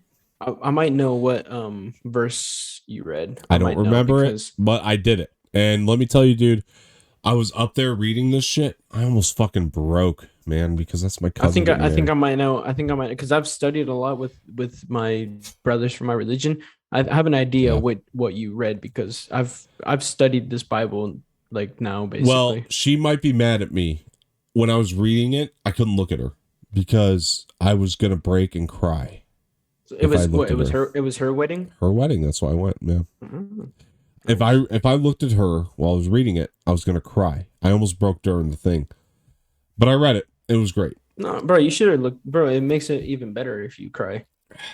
No, that's the point of a wedding, is to get emotional, bro. Ain't my style. You are. I'm a little selfish fuck. I know.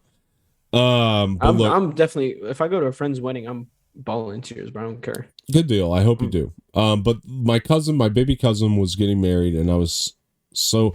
By the way, this dude, she's married. You say baby. How old is she? Not baby. I said she was a year under me, but we shared the blue eyes, and we grew up together. She's like my little sister. You know what I mean? That's how I look at her. Yeah. Like, I think the world of her. She don't know that, but I do. You know, she's incredible. Well, you should tell her that. I did, and she don't care. But that's okay. I love her to death, and like my heart is like with her in this whole thing, because this guy she's marrying is the fucking best of all time. Okay. Right? She's the guy she married, best of all time. Honestly, you meet this guy, you're gonna be like, dude, I love you. You are the coolest fucking guy in the world. The guy drives a Tesla. I got to ride in a Tesla because of this guy. Oh, dude, in like 6 years time or so, I want to get myself a Tesla. Yeah, me too. I agree now, especially. Dude, that's been my like dream car for now for a while. Yeah. Guy's the nicest in the world you'll ever meet. He's a wonderful person. She married him, and this is what I appreciate. She married him for his heart. You know, and that's like, I respect that. She married him. That's what I'm saying. Like, that's the only reason why people should get married these days, is like for the personality and the heart and everything. Like, it pisses me off so much when people just get married just because they want to. So I was laughing my ass off earlier, by the way, because you were at brunch and you were like, I don't know if I can get together or whatever. I was laughing my ass off a little bit. I didn't say that. I just said that I'll let you know when I can. Well, no. I know that, but like I was saying, because you were like, these Latinos like to drink and talk. That was Italians for me all week, dude. So I'm like, by the way, no hard feelings, because that was Italians for me all week. All we did was drink and talk, and we went to restaurants and we went to breakfast and all the so fucking cool though. We started drinking at fucking like 11:30, like 12, like 11:30 in the morning. We started drinking then. Like, dude, Latinos, they drink at whatever fucking time they feel like. Do you have a shot? Because I want to take a toast to my cousin. I do have some rum. Okay, me too. A whiskey, bourbon. Right. Look, guys.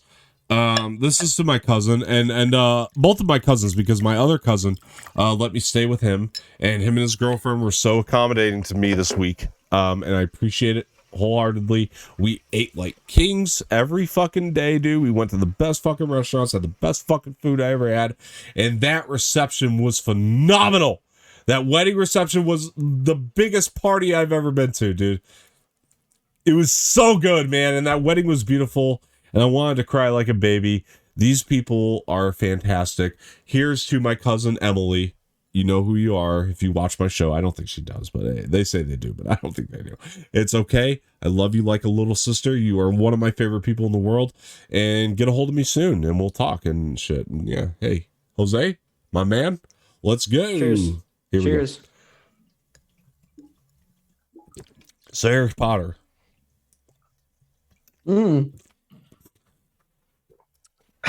Harry Potter for the next 13 minutes. We have a 20th year celebration. Yeah. So I don't know if you've read what this thing is exactly going to be about. Not entirely. I just love that trailer they put out. I thought it was cool. You saw that Adam sent us. Yeah, Adam. Yeah, Adam. Adam sent us. I did see that. So I decided to try and read an article to see what exactly this was going to be about. I decided to learn how to read this week. That was mean as fuck. I'm so sorry. That was mean as fuck. Take another shot, Jose. Relax. Have a good time. That was not from me. I did not say that. There's another person who lives in here. His name is Jose. This. Wow. Kidding. No, so this article I read said that what this is going to be basically is the original cast going back to the original set from the very first movie where it all started. Oh, they're going back to the set of like Sorcerer's Stone. They're gonna revisit. They're gonna revisit the memories from the first movie. It's one of the best movies.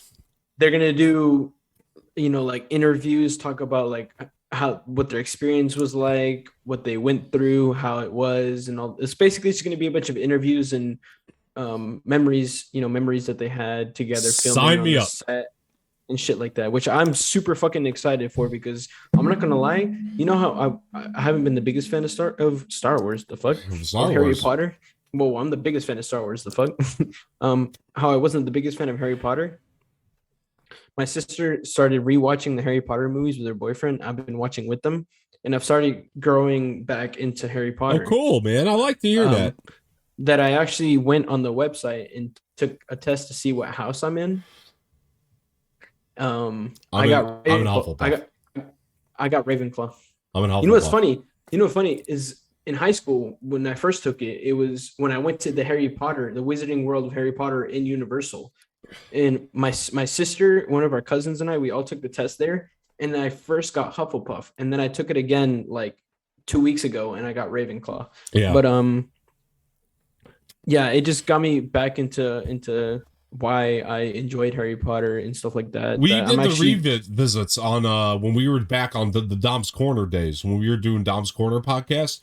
Me, Adam, and Sammy all revisited them, and I realized Sorcerer's Stone is one of the better movies after revisiting. Oh, dude, them. yeah. I watched the first one with them, and I was like, I mean, the acting, dude. You know what's funny? It's not great, but like some of the actors are good. But I told my sister it reminds me of like Luke Skywalker in A New Hope. It reminds me of that kind of like cringy. It works. It still works. I think the runtime is tight as hell. Exactly. Like it's a 2.5 hour movie, but the runtime works. And for kid actors, fine, okay. It's not the best, but it reminded me of like the young Anakin Skywalker from the Phantom Menace. Look, I'm excited for this reunion because HBO Max has done the best reunions. Friends reunion and Fresh Prince reunions were both fire. I guarantee this will be even better. Did you know that Will Smith went to the UK and he actually performed the Fresh Prince of Bel-Air theme song there? Really? Yeah, I saw on one of the YouTubers I follow. Dude. One of the YouTubers I follow from the UK. He lives in the UK, obviously, because they all live in the UK. But he actually went and saw Will Smith perform the Fresh Prince of Bel-Air theme song live. Look, which is really cool. I can't wait for this Hogwarts Legacy video game. Can't wait for that, and I hope the Fantastic Beasts movie is great. Excuse me, great. I just burped like a motherfucker. But I'm going to give you one more chance before we get to this, and we have like 10 minutes to go over, maybe 15. Give yourself redemption on the Last Night Soho review. I'm putting the screen on you, my guy. Here we go. Okay. All right. Last night in Soho. Again, like I've said, Edgar Wright, one of my favorite actors of all time. I got to meet him in person, got to get to know him. He's incredible. It's a very different movie from what he's done for sure. He hasn't done a psychological horror type movie before, but he killed it 100%. I've seen on Twitter that so many fans love it. It's a very loved movie. The British aspect that he brought to it is incredible. Soho, England is an incredible place. I really want to go to England now and go to Soho, to where they filmed that movie, and kind of go there and see what it's like. The British humor in it, I appreciate a lot, only obviously because I watch a lot of, British YouTubers. So I understand a lot of the humor and I get it. The storyline in this film is also incredible. The fact that it goes from this innocent girl who loves fashion because her mom was also into fashion and she wanted to follow in her footsteps, gets into this fashion school in England, moves to England, lives her life there, doesn't like her roommates at first, wants to move out, moves into this house where a twist. The woman that lives there is the girl that she sees in these visions that she has when she sleeps, which was also incredible. I actually saw a video that Edgar Wright posted where they I forget their names. Thompson and Joy, whatever her name is. Thomasin McKenzie and Anya Taylor-Joy. Those two. Yeah, they talk about how their favorite parts of filming were those parts where the visions that she was having when she was sleeping, them two sharing the same story. We are going into spoilers, by the way, guys, so everybody knows we're going into spoilers on these two. We said it at the beginning. So just in case you haven't seen it, go ahead, Jose. I actually saw on YouTube as well, the guy who was in charge of the costumes goes into details about the costumes that they use in this film and why they use those costumes. The hoodie that Mackenzie Thompson was using when she first saw the visions was a type of hoodie that was used back in the 60s. Well, that's cool. And the fact that, when she had it taken off by the guy, she saw in the reflection, it was really just like a little jacket type thing that Anya Taylor-Joy was using in the film. It's really cool to see how, they use one type of clothing that was used in the 60s, transformed into a different kind back in the 60s that was more dressy, was really cool. So the film overall was incredible. Her seeing those visions in real life was also really cool to see, Yeah. Not only when she was sleeping, but she was also seeing it in real life was really cool. Yeah. The love story between her and the African-American guy, I can't remember his name. He was so really good. He was so good. That was, by the way. Dude, honestly, dude, incredible. So you haven't heard my thoughts on this yet. So I'm going to give you. It's okay. No, you're good. Yeah, I wanted you to get redemption. I think you did very well. Everything I heard there. So that's the thing too. Is I think it was better now because at the time it was a non-spoiler. So I just didn't know what I could say and what I couldn't. So everybody knows. So I saw this in theater with my boy Josh. You've met Josh. He bought the ticket for me. He Josh was Richards. So excited for me to see this thing that he bought the ticket for me and we went together. It was so cool. I told you you were gonna like it. Edgar Wright fan my whole life, dude. Like really, I am. I love this guy through and through. If I ever get in contact with him, we can go meet him, bro. 100%, dude. Be fucking fantastic. Love the guy.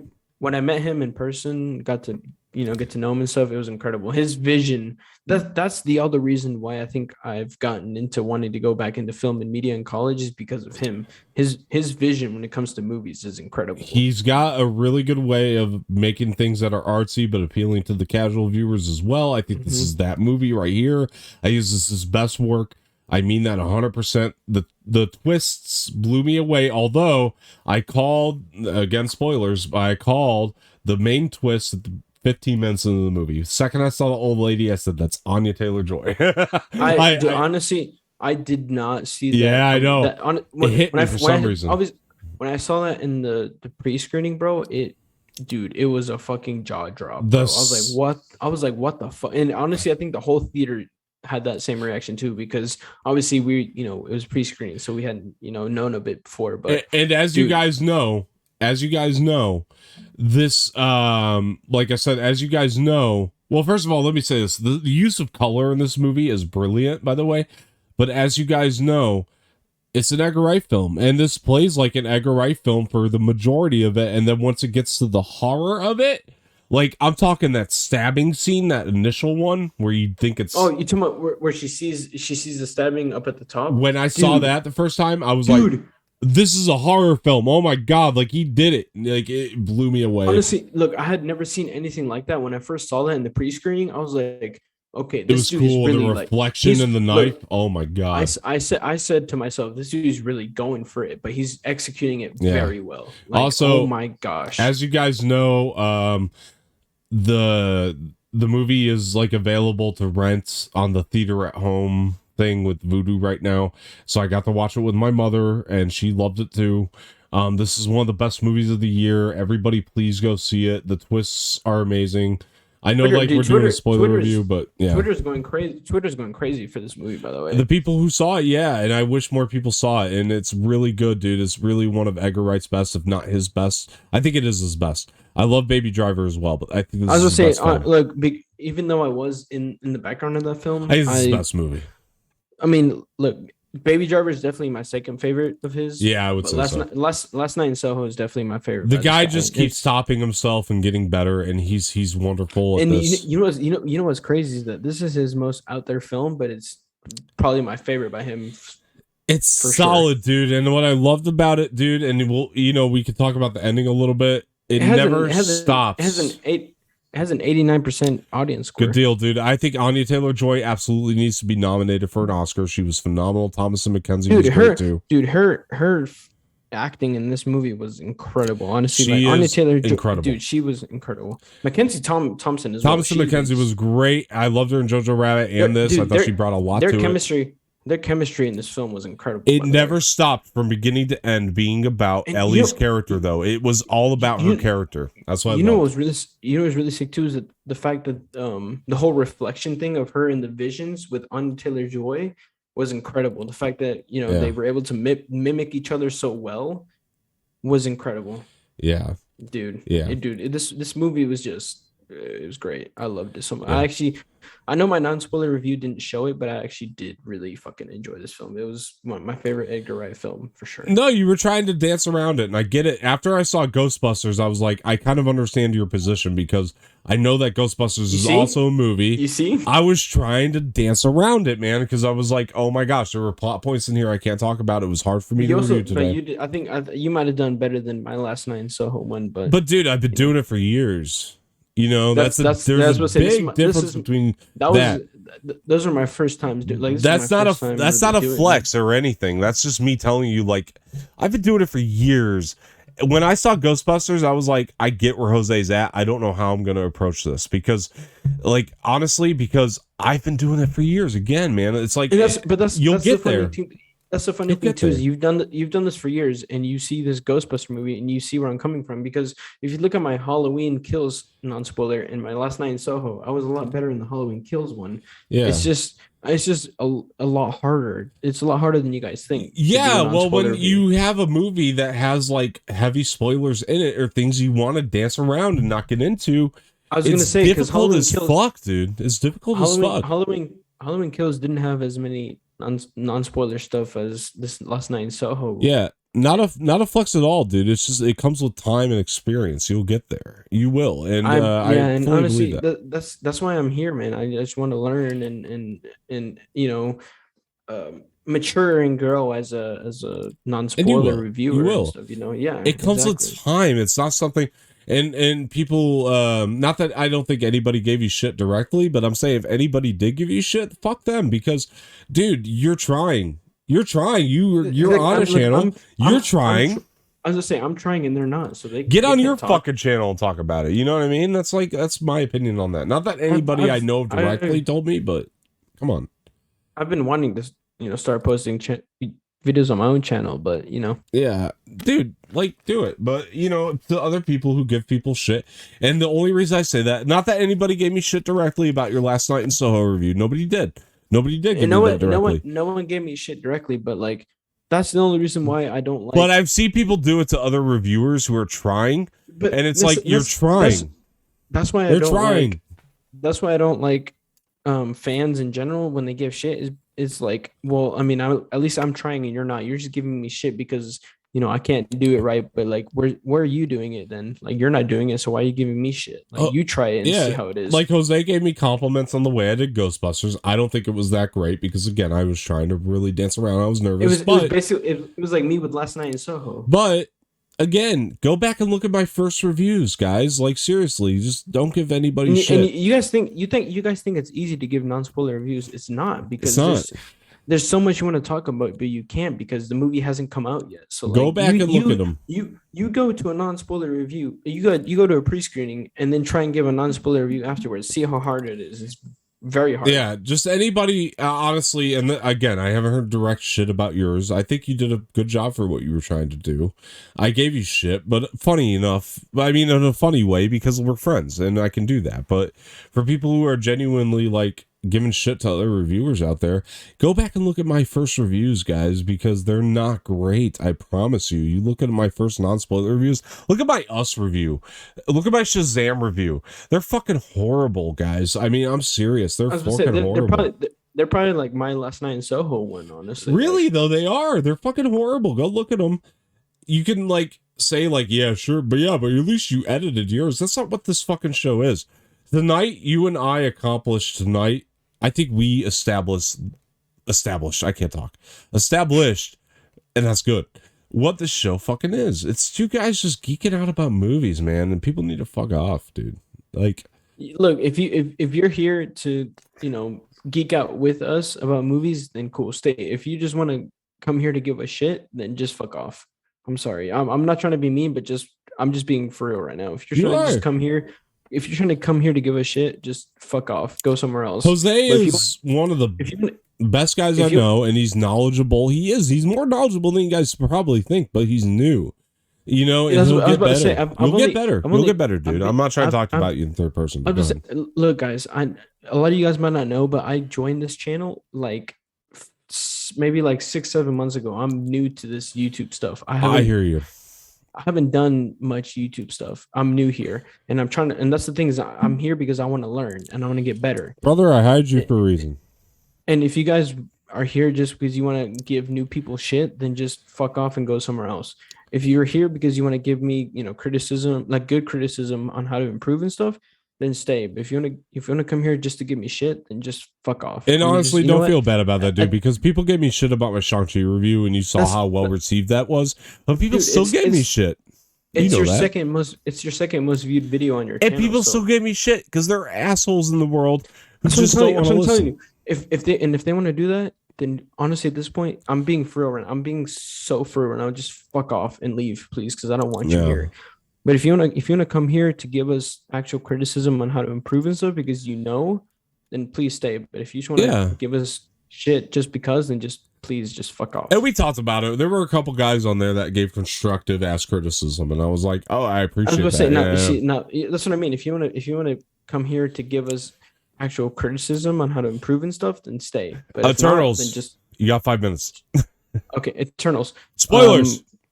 Spoilers, yes. Spoilers. If you haven't seen it yet, then leave. I haven't heard your opinion on it, so I'm most interested in your take. So dude, take 5 minutes. Take 5 minutes honestly, to talk about it. IMAX, fucking hell. Okay, so dude, the whole Cersei Icarus thing. Thank you. That's what I was going to ask about. Yeah, dude, holy shit. That was the most emotional roller coaster I've ever fucking seen in a movie. Like fucking hell.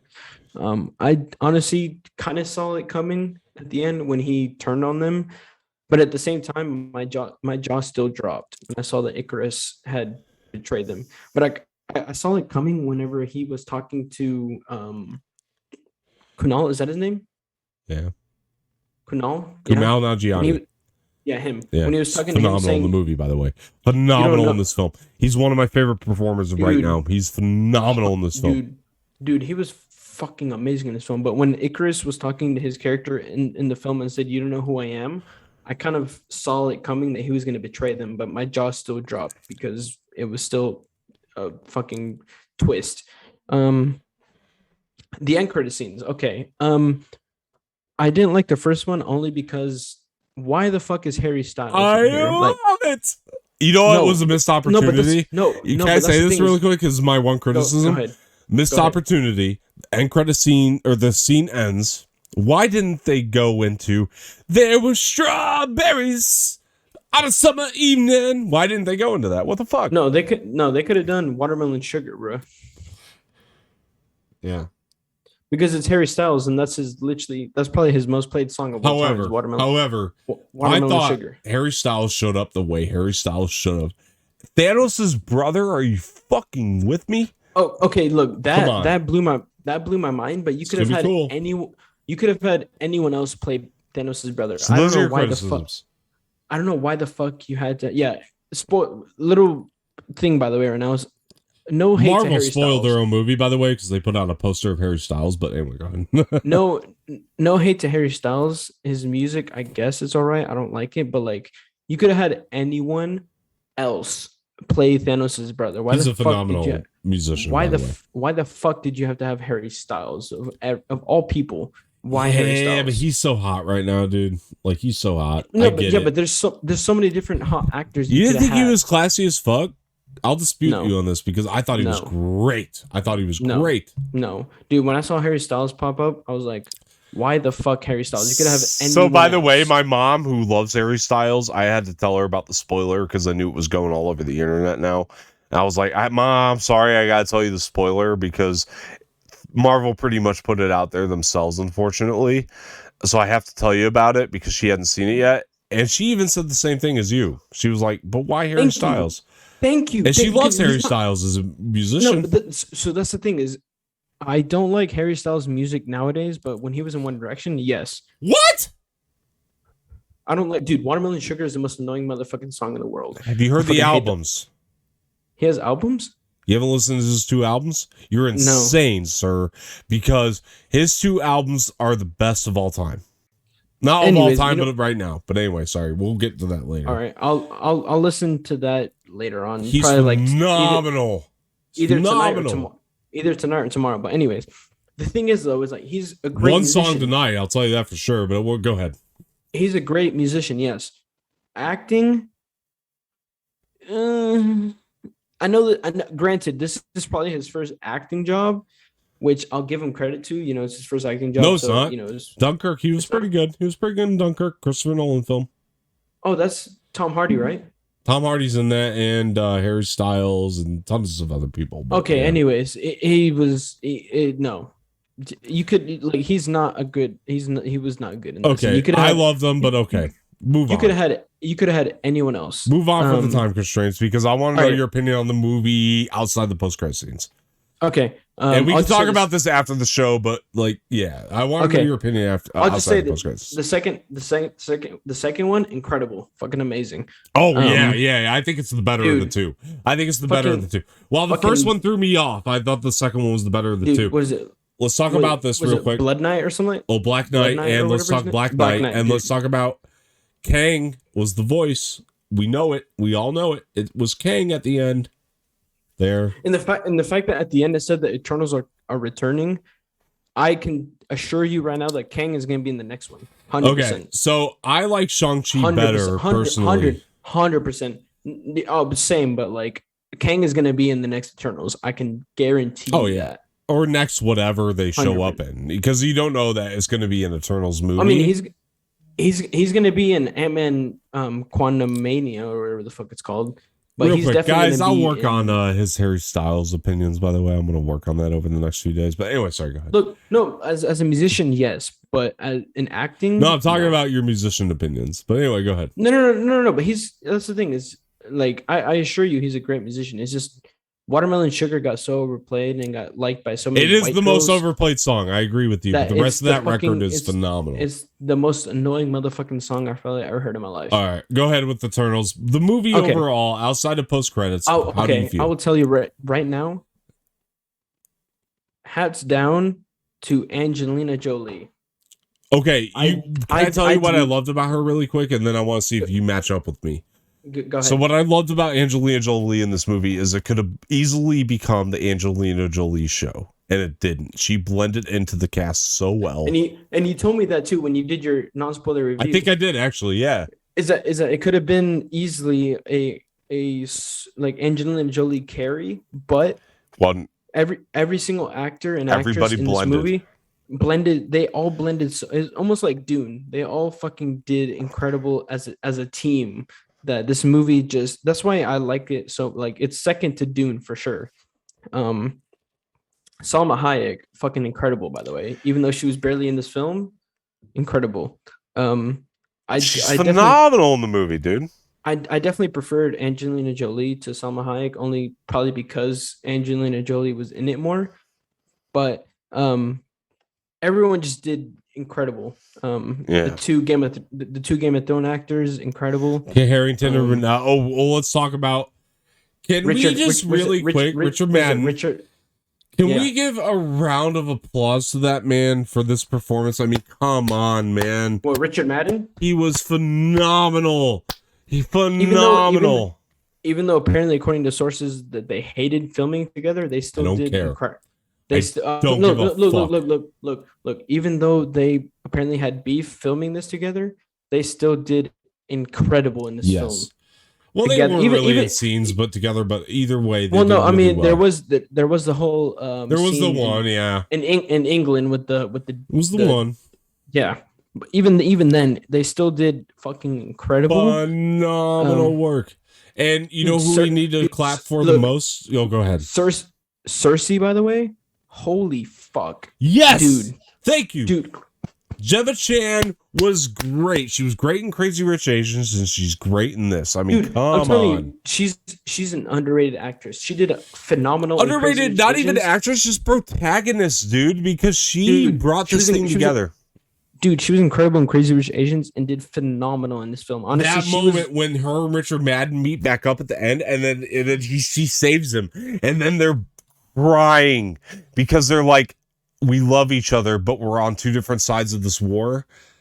Dude, come on. And let's give the biggest credit. Sorry, real quick. The biggest credit, and you'll agree. Chloe Zhao is a fucking director. One more round of applause. Because she won Best Picture for Nomadland, and understandably so last year. Look, she took a fucking leap. She went balls to the wall with this film, and she fucking killed it. Oh my! I don't care what any critic says. Fuck all of them.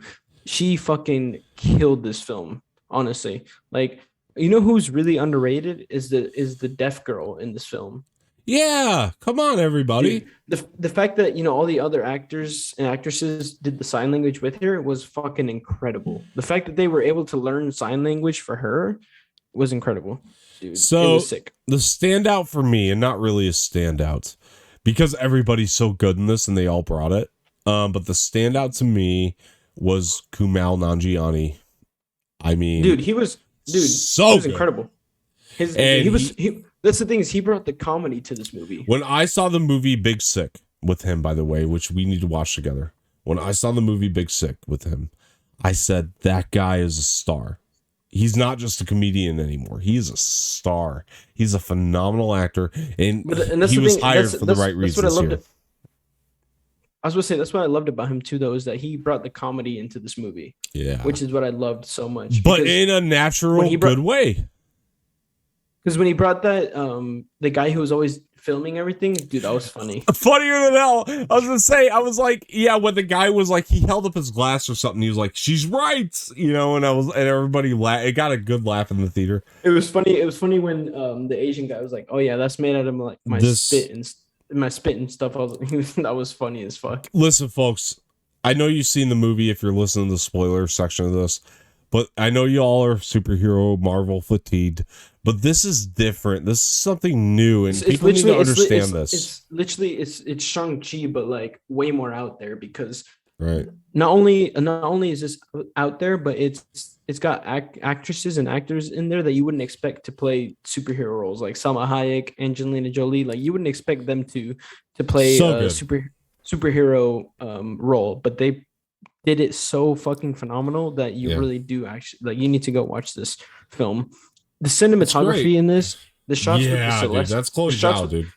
Dude, the shots with the Celestial, incredible. Like, I love that she used practical locations too, because it didn't look CGI'd. It looked. I was saying, because I mean, most of this film, like we looked up, was shot in England. Yeah, I know we probably sound snobby by saying that, but in all honesty, it helps. Also, the main deviant in this film was voiced by Bill Skarsgård.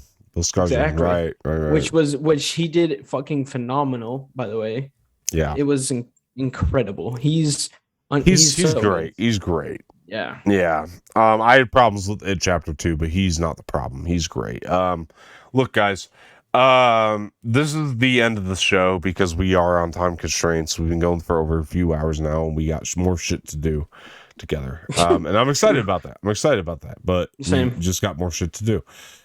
Look, guys, thank you so much for joining. But before we go, and this is what I wanted to say, Jose had a birthday recently, and look, guys, let's take a shot for that.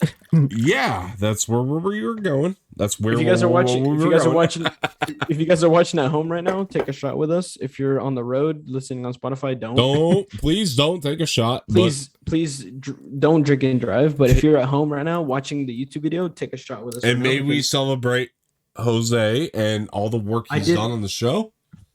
you know what?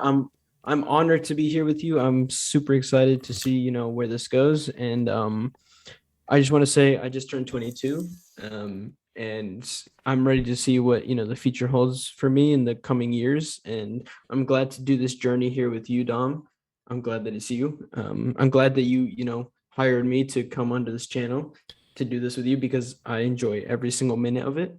And Yeah. I couldn't ask for a better friend to do this with, man. Well, thank you, and I appreciate that. And but it's your fucking birthday, so shut the fuck up. And it's my turn to toast to you, sir. Because look, man, this is the facts. We are doing movie mornings, and whoever wants to join movie mornings can fucking join. If you're not into it, don't join, man. It's not your fucking show, and that's cool. But Go watch this a different show. This is the show, and Jose and I are gonna take a shot right now. And if you want to take a shot with us, like he said, don't do it on the road. But if you're at home and listening, do a shot with us. If you don't want to, then fuck off. And Jose is one of the best dudes. And he gets me. He's knowledgeable as fuck. You guys might not see it, but he's knowledgeable as fuck. And I study my shit. He studies his shit, all of it, except for Harry Styles. And that's okay because we are going to study that together. But Look, his One Direction stuff is great, but I need to listen more of his solo stuff. But shut the fuck up because it's your birthday and I'm doing the toast to you. He's mad right now. No, listen, because I know I'm not the easiest guy to work with for him because I know I could be an asshole, but that's just because I'm so picky about the channel. But look, that's the thing is I know that too, which is why I understand it and I can gel well with you because I understand it. That's it, dude. But dude, don't ever think that I don't fucking love you to death, dude, because I do. All right. So no matter what I do, what I say, and what we do, don't fucking get mad about it because you and I we're the best friends in the world. We debate in good ways, and that's all it is. And I cannot wait to work with this guy more. But he had a birthday, man. That's what matters. We are at 3 hours and 20 minutes. Let's take this fucking shot. Let's go. Boom. 1, 2, 3, motherfucker.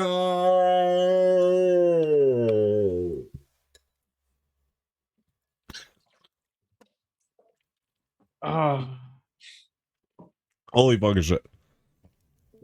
Woo. All right, guys. Oh, Jesus. That was movie mornings. We're going to get going. I spit all over the place. Movie mornings. We're going to get going. I've been Don Martino. This has been Jose Espinel, and most importantly, Jose, it's your birthday. Where can people find you? Where can people find you? Type 1 Latino all together on all socials, and Type 1 Latino with the T uppercase and the L uppercase on Twitch and YouTube. All right. You can find me on Twitter at Dom_Martino_ and on Instagram Dom_ Jose's fucked up. I'm just kidding. Dom_Martino_ official. And on fucking Anorex pages. Yeah, interact with us. Come on. What are you doing? At Anorex official across Instagram and Twitter. Come on. Do it. What the fuck are you doing otherwise? Come on. You're just sitting at home, not taking showers, sniffing your